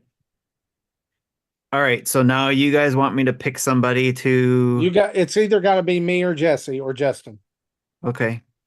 Well, so you have all three of us. We're open. Okay. Well, you guys talk amongst yourselves here. I have to think about this here. I gotta, or let's do this, Jesse. Do you have one? We could go ahead. We could skip him. Yeah, if you got one ready, Marty, if you got one ready, go for it. So I am going to shoot my shot. The poison pepper, Jesse's Nintendo Switch successor announced at the end of March 2024. Poison pepper. Okay.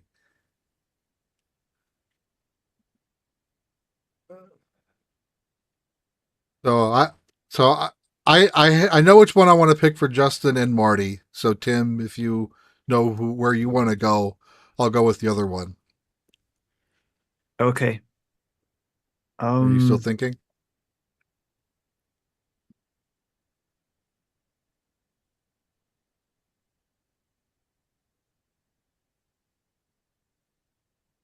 You're still thinking? Yeah. Or like Mecha Dragons Call Out to Hamilton, I'm not going to throw away my shot. Yeah. Okay, I got it. One. It'll be on Marty's pick for Game Boy GBA controller. That's the one I was going to pick. So, since I'm now on Justin's, I am going to say GameCube on NSO. Dang, me and Justin are the only ones who were vicious enough to go for the for sure. Peppers. For sure. The peppers. Because we want to win. And you guys have both won. So well, no, Jesse hasn't won. I don't think I've ever won. I'm lousy at this. Guys, that is our predictions for 2024. Here's what we're going to do. Tim is going to publish these, and they are going to be voted on by you guys. Are we going to do that right now, or are we going to do it at the end of 2024? They'll be published and people can vote through early, because I don't want them voting when something happens. So it's going to be early within the next 30 days or less. Let's do that. Within the next 30 days, those will be posted. A time limit will be put on that. And then those predictions and the votes will be vaulted until January of next year. I did it before, not this past year, but the year before, where I had people vote on, whether they thought somebody's predictions were good or not. And that locked them down by taking a screenshot of the votes and the predictions and deleting it, and then posting the screenshot, and that way it's frozen in time with the votes. I was going to say, I think that's how you did it, but yeah. So the details will be out there. There will be a predictions 2024 predictions channel opened up once I get those going, and then in our Nintendo Dads podcast section or category of the Discord, and that's where I will create an area for everybody to vote on each line, or each of the 10 items. You'll be able to vote on each one.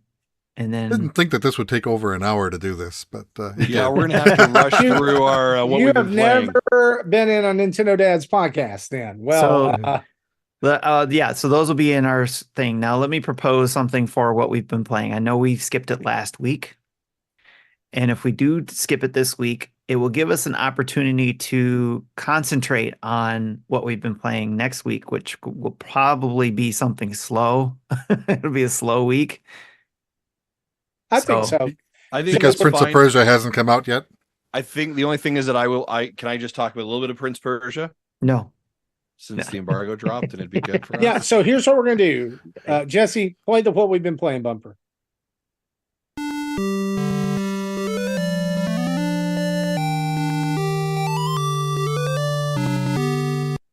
Folks, this week what we've been playing is going to focus solely on Prince of Persia: The Lost Crown, because it is out via demo right now. It is out from under embargo, so reviews are going out.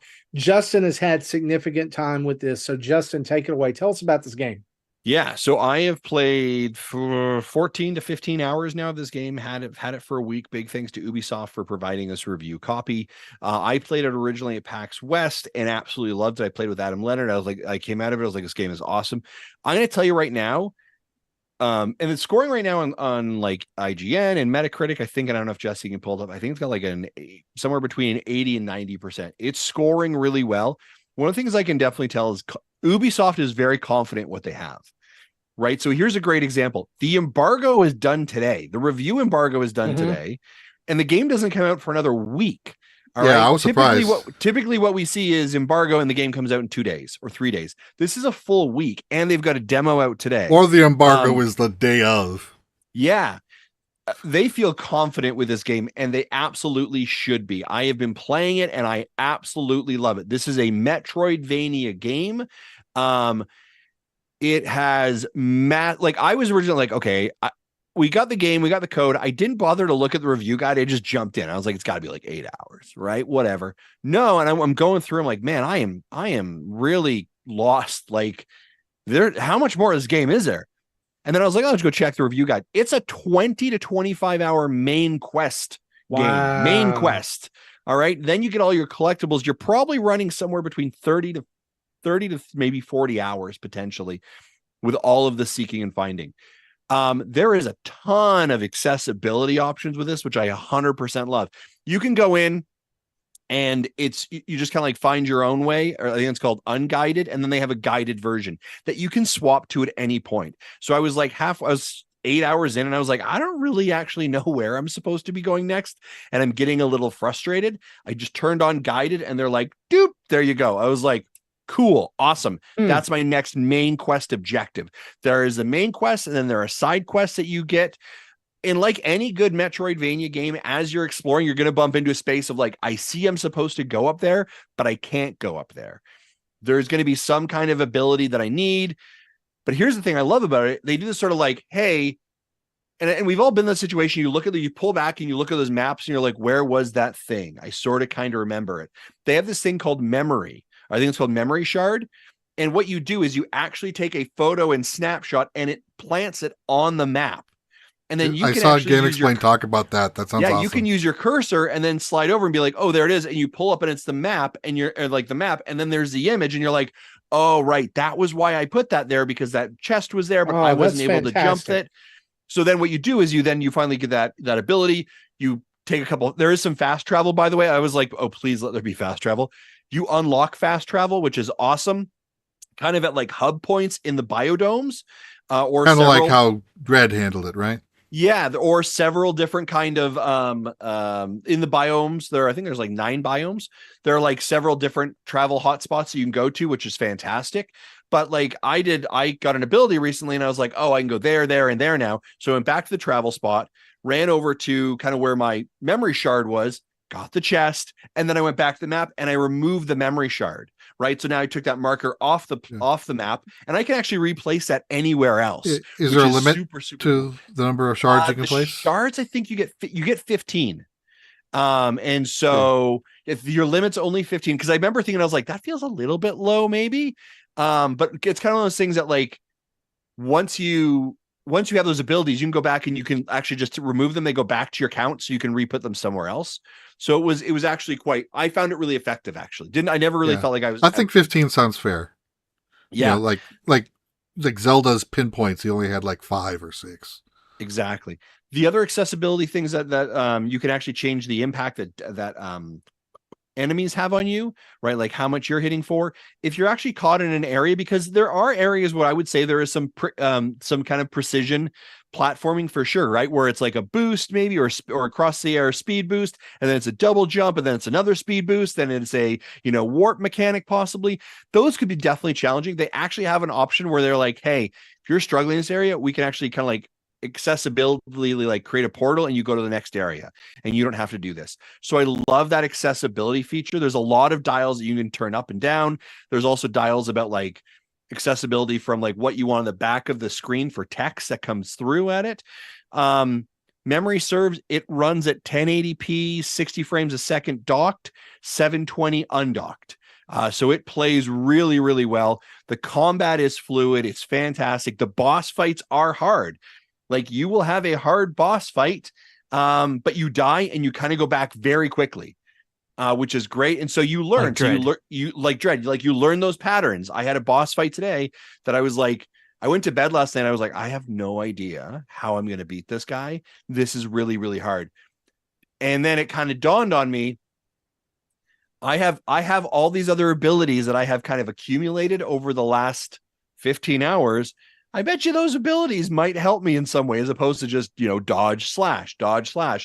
And then I kind of experimented. I was like, there it is. To the end, when I was going against the fight with this individual, I was able to do it with like there was kind of like 3 rounds of the boss had like 3 kind of like levels as they typically do. First round, like I never got hit at all. And it was like at first blush yesterday when I played it, I was like, I'm getting whooped. Right. But then I was like, oh, I could use the teleport thing there, and I could use the dash thing there, and I could use, boom. And it sort of like just comes together. This is a fantastic game. I have loved every minute of it. Is the story super compelling? It's standardized story, right? There's nothing like emotional hook journey wise. The voice acting's good. The music is good. The combat, the gameplay is fantastic. Like, this is such a huge game. I can't wait for people to finally play it. I can't wait for more people to have a conversation. Like I said, I've sunk 15 hours in it, and I'm going to just like keep grinding. I'm loving what I'm playing. And I really like, I know Tim, behind the curtains, right? I reached out to Ubisoft and said, can we get a second code right after we got the first one? They never got back to me. Sorry about that. Right. But I was like, man, I was watching reviews come in today. I was looking for other people's comments, and like, it's resounding. Like, you need to check it out. The demo is out now. Ubisoft is confident in this game, and they 100% should be. I can't wait for you both to play the demo, and I can't wait to hear what you think of it, because I think you're really going to love it. The demo is just, we found out earlier today that the demo is just a section of the game. It does not carry over any saves. It's completely separate from the actual game. Just to let you try it out. Yes. Yeah. Just I have Metacritic scores. So the PS5 version has the most scores, 62 scores with an average of 86. Then Xbox Series X has the same score. The PC has the lowest score at 84. The Switch has the highest score at 88. Nice. I think this game was originally designed and built for the Switch. I think that's what they said. And that's what they said. Yeah. Like, when I played it at PAX West and we got into the stations and started playing them, I remember turning to Adam. I was like, they're demoing this on the Switch. Like, it's like, I would have thought they were going to demo it on another console. Nope. They demoed it on the Switch. It's really like, it's fantastic. I can't wait for, like I said, like, I know, Tim, you're a Metroidvania fan. I am so excited for you to try this and play it. Open Critic has it as top critic average is 87, and critics recommend 93%. Yeah. I know this sounds like a boisterous statement right now. Of course, we are only 3 weeks into this year, of course, right? But like, this will show up in top 10s. This will show up in Nintendo Switch top 10s for sure. Okay. Yeah. I'm actually not going to play the demo because I got the deluxe version, so I'm going to be getting it in 4 days. Okay. Yeah, there's the other thing, right? If you got a deluxe version, you could get it early, which was sort of kind of weird. I didn't know. Yeah. Pay the extra $10, get a little bit DLC, and get 3 days early access. 3 days early. Yeah. Yeah. And Tim, you got it on a Switch, yeah? Yep. Yeah. Okay. Yep. I'm probably going to pick up the deluxe edition too. Okay. That's Prince of Persia. If you want more information, you can actually check out on our YouTube channel. I've got my, what I call review and rambling, because I did give it kind of what I just did here. Plus, I actually showed you some more gameplay footage and some of the abilities that I've unlocked, which are super cool. And then I also did a first look as well, where I started the file from the very beginning. I gave you the first 35 minutes if you want to watch that as well, and gave you more of my tips and tricks. You will notice both those videos, I am glowing about the game. It's incredible. Pick it up. I think he likes it.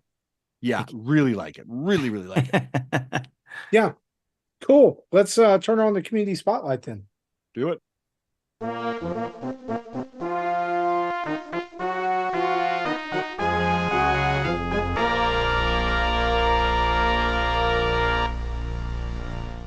All right, we got a few questions here. We got one from email, 2 from our Discord, and 1 from voicemail. So let's start with the email from Blaze Ventura, I believe. I heard Marty had issues with the themes on Cult of the Lamb, so I was kind of curious if Marty or any of the dads have played Infernax.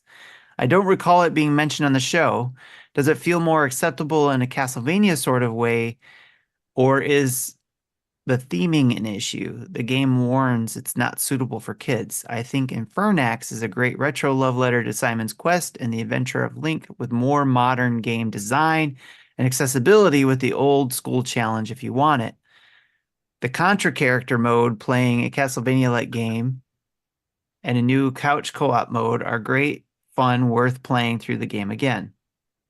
The developers sound like they have more free updates planned, so I have also found it to be a great value. What do you all think of Infernax? P.S. I just gave you all a Twitch sub I got from my Amazon account, and I finally got around to supporting the show. Yeah. So thanks for that, Blaze. Thank you. Yeah. I played Infernax. It was funny. I played Infernax at PAX West. Thought you talked about this then. Yeah, and I did. And I was like, oh, this game is awesome. And I was like, so when is this game coming out? And the guy's like, it's been out for 2 years. I was like, what?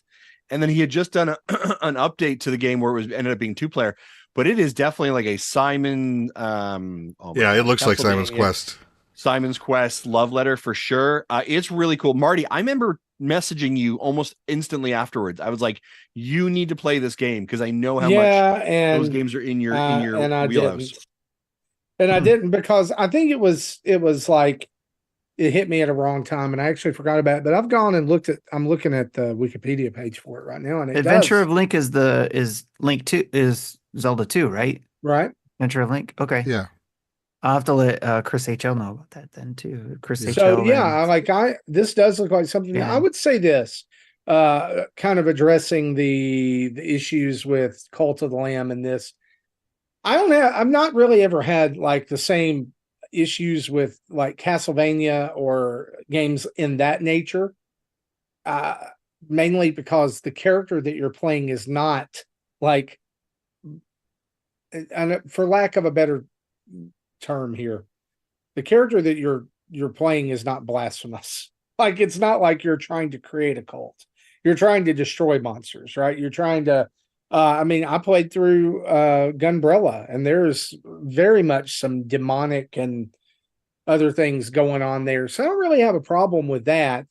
I guess the thing that struck me about Cult of the Lamb was just all of the way that the religious undertones were twisted. And it was, I don't know. It's like I had the same reaction to it that I had to Binding of Isaac. I remember that. I wanted to I liked the actual core gameplay of the Binding of Isaac. I enjoyed the way the game played, but there was just a lot of stuff that I was just kind of uncomfortable with. And I will say this too, was not a game that I felt comfortable being on my Switch with younger kids in the house. And I would kind of feel that same way even now about Cult of the Lamb, even with older kids. Like, do we really need to be like, playing a game where the main character worships a demon and brainwashes people and all kinds of stuff like that? So I don't, now I say that as someone who played Cult of the Lamb and I enjoyed the gameplay loop. Okay. So like there was things there that I liked, but I just couldn't get past the theming of it really at the end. So I hope that answered your question. Great question though, and good. Yeah, absolutely. Good tip with Infernax as well. Actually, think that might be one I completely missed this game, but it did release in 2022. It is on the shop now for $19.99. So, we'll have to check that out. Yeah, it's one worth looking into. I guess I'll think about it. Yep, I sent it over to the two guys I was mentioning too because they love Zelda 2 as well. So, all right, cool. Questions from the Discord. Mecca, this is the question I chose from the 3 you asked. So, a lot of Switch games seem to be going out of print now. Do you think this means it's finally time for Switch games to get a Nintendo Selects treatment? This goes along with what we talked about earlier, right? So, about those games disappearing? Yeah. And I think, y'all's view pretty much is that there's not going to be any Nintendo Switch Select. I don't think so. Yeah, I think they've if they do, great, but I think it's because of how successful the Switch was and all that stuff, and the way they do their eShop sales and store shelves sales do their thing. I think we're not going to see Selects. We'll just see a sale when we see a sale. Yeah, I think the only way we'll get something like a Selects is if the systems are not backward compatible, which again I think would be a mistake, But if it's not backward compatible, then it would make sense for them to want to port their best games and sell it to us again. Yeah. or just, maybe they sell us a new version of the game that allows it to have better graphics on the new system or something like that. So, so that it's in the cartridge and not necessarily a patch. Who knows? All right. Next question is from Hoots. In the context of the completionist likeness being removed from Sea of Stars, what are your thoughts on creative artist works retroactively downplaying or retroactively removing credit to key benefactors amidst said benefactors' controversy? Should we do a better job of separating a person's sins from the good that they do? It's a tough question. Yeah, Hard-hitting questions from our community. Obviously, the answer to should we be doing better? Yeah, but still, in this case, things aren't looking good for Jared at this point. With the way that charity and what's coming out of it, and there's still no word about what's happening from the money generated from the golf tournaments. Those are completely like those funds are completely like off the record. I think a lot of the debate too has been a lot of are we even considering innocent until proven guilty anymore? Is what I've seen in most conversations. Well, I think that doesn't necessarily apply if you're the face of anything. If you if I get accused of murder and I am innocent and found innocent, great, I don't spend time in jail. But that doesn't mean that just the fact that I got accused doesn't mean my life may already be ruined. Right. I think this is one of the challenges that are faced when, and I'm not going to speak directly about like the completionist situation, but like I've seen over the last while, more and more cases of content creators, right, being put into video games. And it's done in a couple of ways, right? Sometimes it's done to honor the work. Sometimes it's also done to kind of like leverage some of their clout, right? It's there's a lot of components associated with that. And I think that the danger can be is that if we dig deep enough into anybody's closet, there's probably something that if it was put out, to the world, that would not maybe jive with everybody, right? And so now what you're doing is you're creating negative association with something that you don't want to create negative association with. And so you run a risk anytime you include someone who is known of a brand that could tarnish or taint your product, right? And I think so one of the ones that actually comes to mind, and not saying that there's a problem with it, but like Marty WrestleQuest was notoriously bad for this in August, right? Like they had tons of content creators. I think the entire Kind of Funny crew is in it. I think there's a bunch of like other popular YouTubers and podcasters and content creators, and not that any of those people are bad, but like you do run a risk of like if someone says something that's inappropriate or a skeleton kind of comes out of a closet, you've now associated these things, and that can be very challenging for a brand to go back and kind of resolve. I think video games are such an interesting form of art because like when a painting is done, a painting is pretty much done, right? It's up, it's hung. And like Michelangelo is not like walking back in and being like, oh, I need to touch that up and change that because, I don't like this anymore, right? But like video games with patches, you can literally remove those things. So there's this kind of like finite, never really complete versioning of video games because anything can be removed or added at a point due to programming. So it's sort of this weird fluctuation about like, I think if the art was more finite, I think you would, and more defined and more permanent, I think you would not have the ability for people to have their hands in it as much in the same way and their influence in the same way as well. That's kind of my thoughts, at least. I think that one of the excuse me, one of the key things like that Hoots asks at the end of this, I'm sorry, guys, I'm getting choked. One of the key things that Hoots asks in this question is the last part of the question. Should we do a better job of separating a person's sins from the good that they do? And, I think that we live in such a reaction-driven society now. Like everybody has to have a reaction about something like as it happens. And there's not a lot of like gray to the black and white. There's not a lot of nuance in between black and white for a lot of people. Like it's easy to get online and immediately say this person's garbage, right? Because something happens. And you could do that because, it's easy to, right? Because there's no consequence because you're sitting behind a screen and you don't have to see that person respond to that. You don't have to like see their emotions in all of that. And so like I just think that it's like I do think there has to be a line. Like if we've got a situation here where you got a guy who's like, he's lied to people repeatedly about this, and it's not good, right? So where is the line?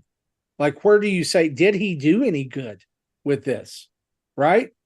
I think you have to ask those questions too. Like, but then there's other times where people do things and like Tim said, it's innocent until proven guilty, except on the internet. Or other instances too, where it's something like, Justin, I think you alluded to this, we have stuff in the closet, gets pulled out, maybe something maybe I did in my 20s that I've learned my lessons from, but it gets pulled out and then everybody's like, oh my gosh, Tim, you did that, and nobody there's things that were done like that for James Gunn, right? I think it was. Yep. He was like one that I was thinking of. Yeah, right? where it was like he did something a while ago.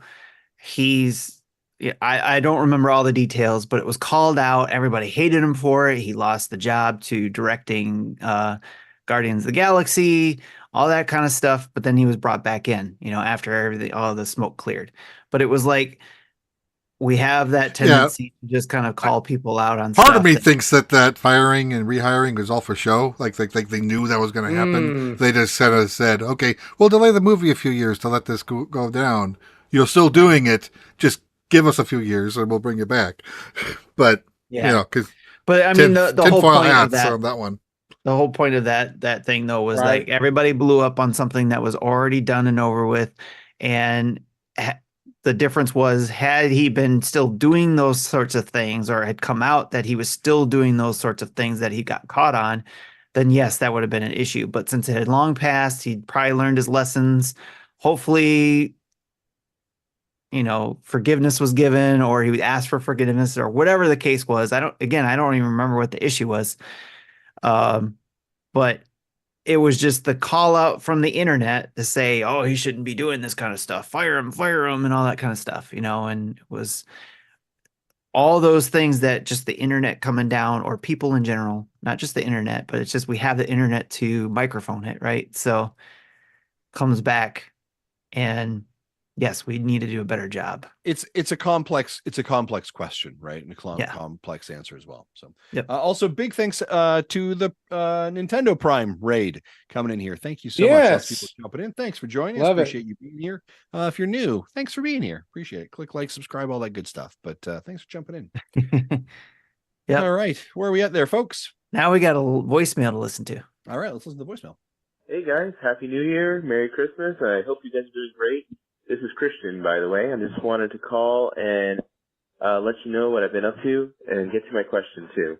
I've been playing the new PlayStation 5, and I've been playing Spider-Man like a crazy person. This game is amazing. Okay, here's my question. For Christmas, I obviously got a PlayStation 2, or PlayStation 5, and that was a great surprise. And then my brother gave me, to go along with the PlayStation 5, is a PSVR. I didn't know it was a PSVR first, because whenever I got the present from my brother, it was inside a Hamilton Beach pressure cooker box. So I was like, oh, great, I got a pressure cooker for my brother. When I opened the box up, it turned out to be the PSVR 2, which is mind-blowing. So here's my question. What is the most coolest thing you ever got on holiday time or birthday even, that you didn't expect it to be what it was, like what happened to me? I thought I was getting a pressure cooker, but I actually got a PSVR 2. Oh, all right, guys, wow. I hope you guys are doing great. 2024 is going to be a great year for you guys. I can feel it. Big things are happening. I just know it. All right, guys, have a great day. See you. Christian is not wrong. Big things are happening here over at Nintendo Dads HQ, because, ladies and gentlemen, of course, 10 years of Nintendo Dads is occurring here in 2024. We are celebrating our 10-year anniversary and episode 500 of the podcast. And of course, you're going to be hearing more details about our plans for 2024 and how you're included in that and how you can celebrate along with us. So, Christian, of course, your prediction for it being an amazing year for us is a no-brainer. That's some low-hanging fruit, and we're on to it. But guys, what about Christian's question? Does he get a point for that? Christian gets a point for it. Well, listen, Christian calls in enough. He just gets a point for everything. All right. Anytime he calls in, boom, he gets a point. They are also points are worth nothing, right? Actually, if you get 10 points, they are worth a Baskin Robbins expired gift card, right? That we will send you. Guys, any amazing presents that were kind of wrapped up that you So I don't know that it was like it was wrapped up in something, and it was different. But I do have a Nintendo story from this. It was would have been 2001. So GameCube era, right? We're at my folks. I was actually engaged to my wife to be at the time, Erin, and she was there with me, and we're unwrapping our presents. And my parents bought me this GameCube travel case. Okay, so it was like this big long thing that had a hole in the top where the handle would stick out of the GameCube. So once you slid it in there, you could, carry it all by the handle, right? By the GameCube handle. It had like a zip pocket, had a place for your controllers and AC adapter and everything. And in the front, there was another zip pocket.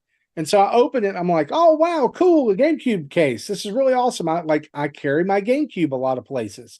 So thank you. And they're like, oh, and like, I'm moving on to the next present. And my parents are across the room and they're like, open it. Open it. I'm like, I did open it. And they're like, no, open it. Open it. And I'm like, I did open it. And then finally my mom walks across the room and there was like the zipper pouch like that went down into the main body I had opened, but it also had a zipper on top of it. And I opened it up, and inside was the GameCube version of Crazy Taxi and $200. Oh, Nice. wow. Nice. So I was like, oh, that's what you meant by open it. Sometimes I'm not quick on the draw. Nice. So yeah. What about you guys? What I'm thinking of is like I was maybe 6 or 7, so this is non-Nintendo related, but I went down for Christmas and there was this giant thing wrapped in blankets and garbage bags, just because it was too big for traditional wrapping paper. It was already assembled, so it had this a shape that I was familiar with, but I've never seen one so small because it was a kid-sized thing. So I kind of knew what it was, but I didn't understand why it was until it was fully revealed. It was basically it was a kid's pinball machine. Oh, that's cool. It took like 6 C or D batteries. I had one of those to power it, and Giant battery. All right. I must have played it so much that it burned batteries that my dad would actually he brought up like a small car battery and rigged it up. Nice. So we were like, okay, I know not to touch that. And in fact, sometimes when lights turn on and bells rang, it might have sparked a little bit. So it wasn't the safest thing in the world, but it was extra still fireworks going on when you played pinball. It was still fun to play. That's fantastic. I love that. That's a great story. Yes. I am bad at memories like this. Like I remember gifts and all that kind of stuff. But I guess the one that pops up that I do remember is I call this point in my life dark times, because I went through a lot of crap in my 20s. And it was a very low point in my life.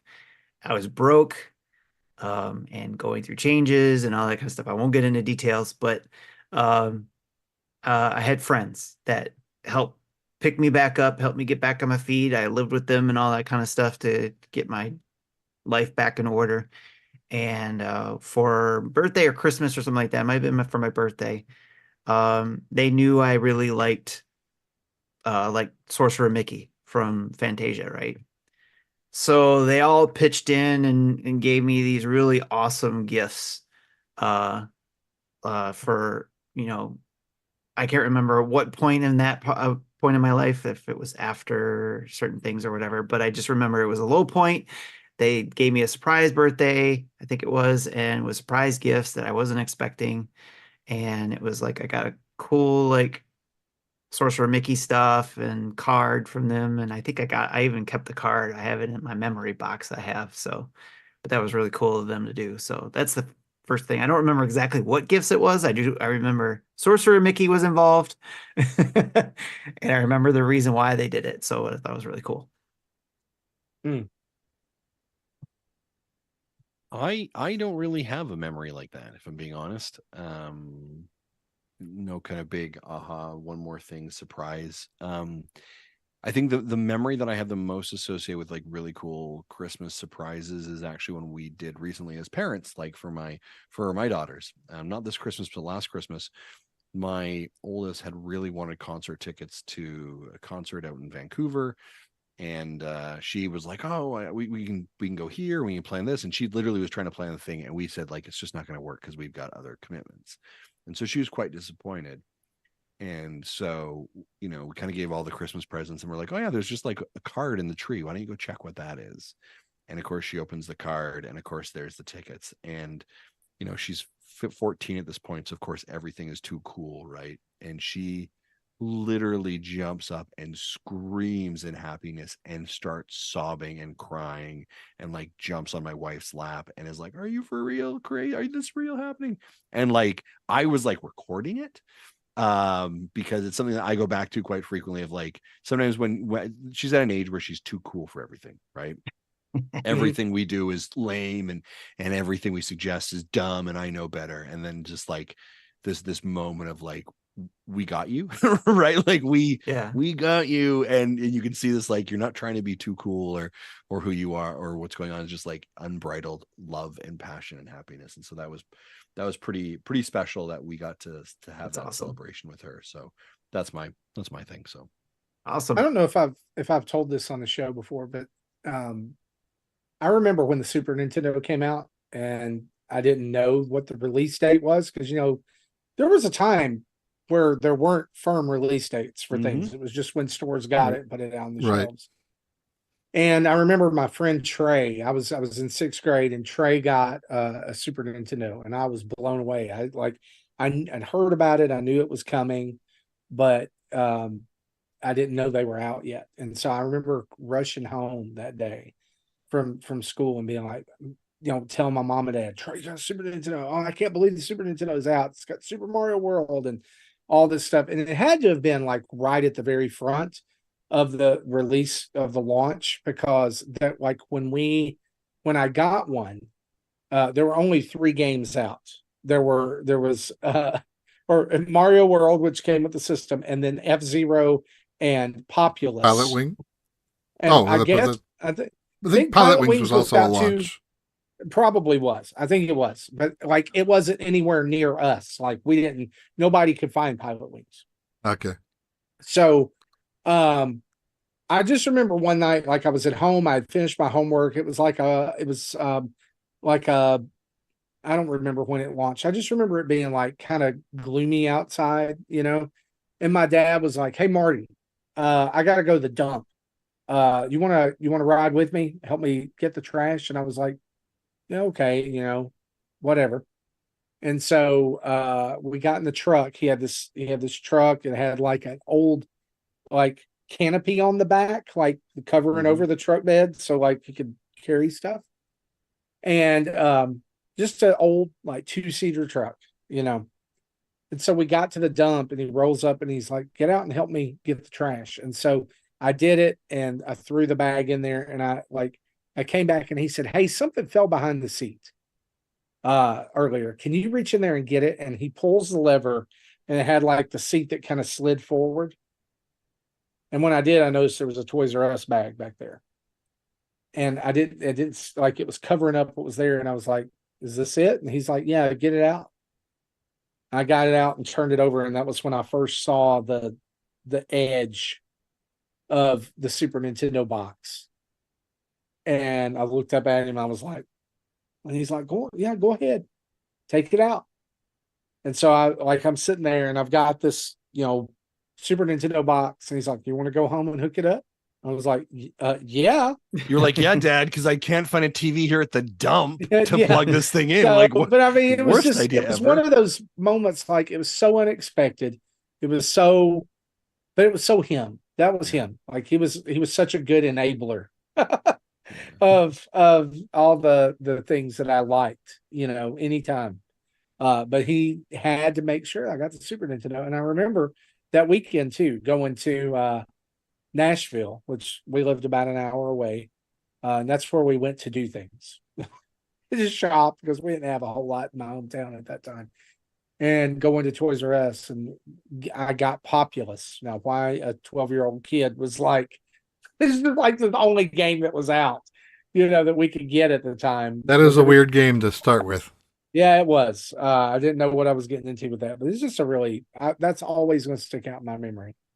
Is one of those unexpected. Thank you gifts. for sharing that with us, Marty. Like you tell it like just really sits with you and is really special. So that's pretty awesome to share that with us. So thank you. Yeah. Well, guys, I think that is all of episode 460 here at Nintendo Dads. We want to thank you for hanging out with us. We also want to thank the Nintendo Prime show and group for coming over and rating us during here. Had a lot of folks joining in there at the very end, and some folks still hanging on, folks who subbed to us and liked our stream. And 40 more to go. 40 more. We want to thank you guys. They actually, one of them gave us a super chat. Oh, that's awesome. So thank you guys, all of you, whether you listen, you watch, you subscribe, you do whatever. You guys are awesome. And a huge thanks to our Patreon folks, including our Patreon producers, Dave Ernsberger, Jacqueline Amira, RJ Kern, and our 90 plus other patrons. You can become a patron of Nintendo Dads by heading over to patreon.com/Nintendo Dads. You can join for as little as $1 a month. Also, if you're a Amazon Prime subscriber and you would like to subscribe and throw your Twitch Prime subscription our way too, you can join 18 others who also get access to our Discord that way. And you know what? There's over 1,400 of you guys following us on Twitch, and almost 7,300 following us on YouTube by subscription. So thank you. We would not be where we are without our fans, without our listeners.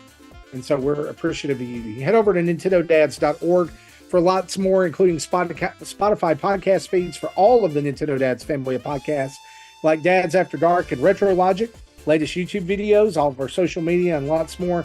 And don't forget to check out our sponsors, Manscaped. You can head over to manscaped.com and get 20% off with free shipping by using the code NINDADS, NINDADS, or HelloFresh.com. You can get 50% off and no shipping fee on your first order by using the code 50 Nintendo Dads.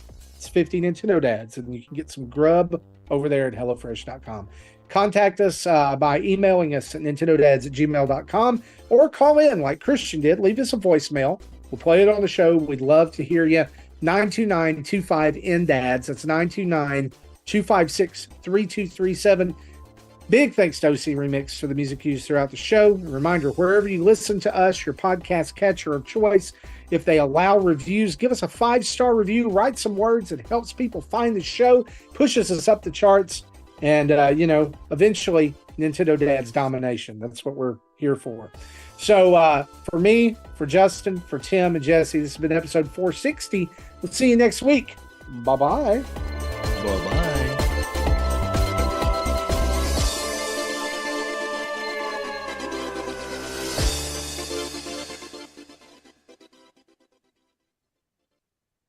Thank you for listening to Nintendo Dads.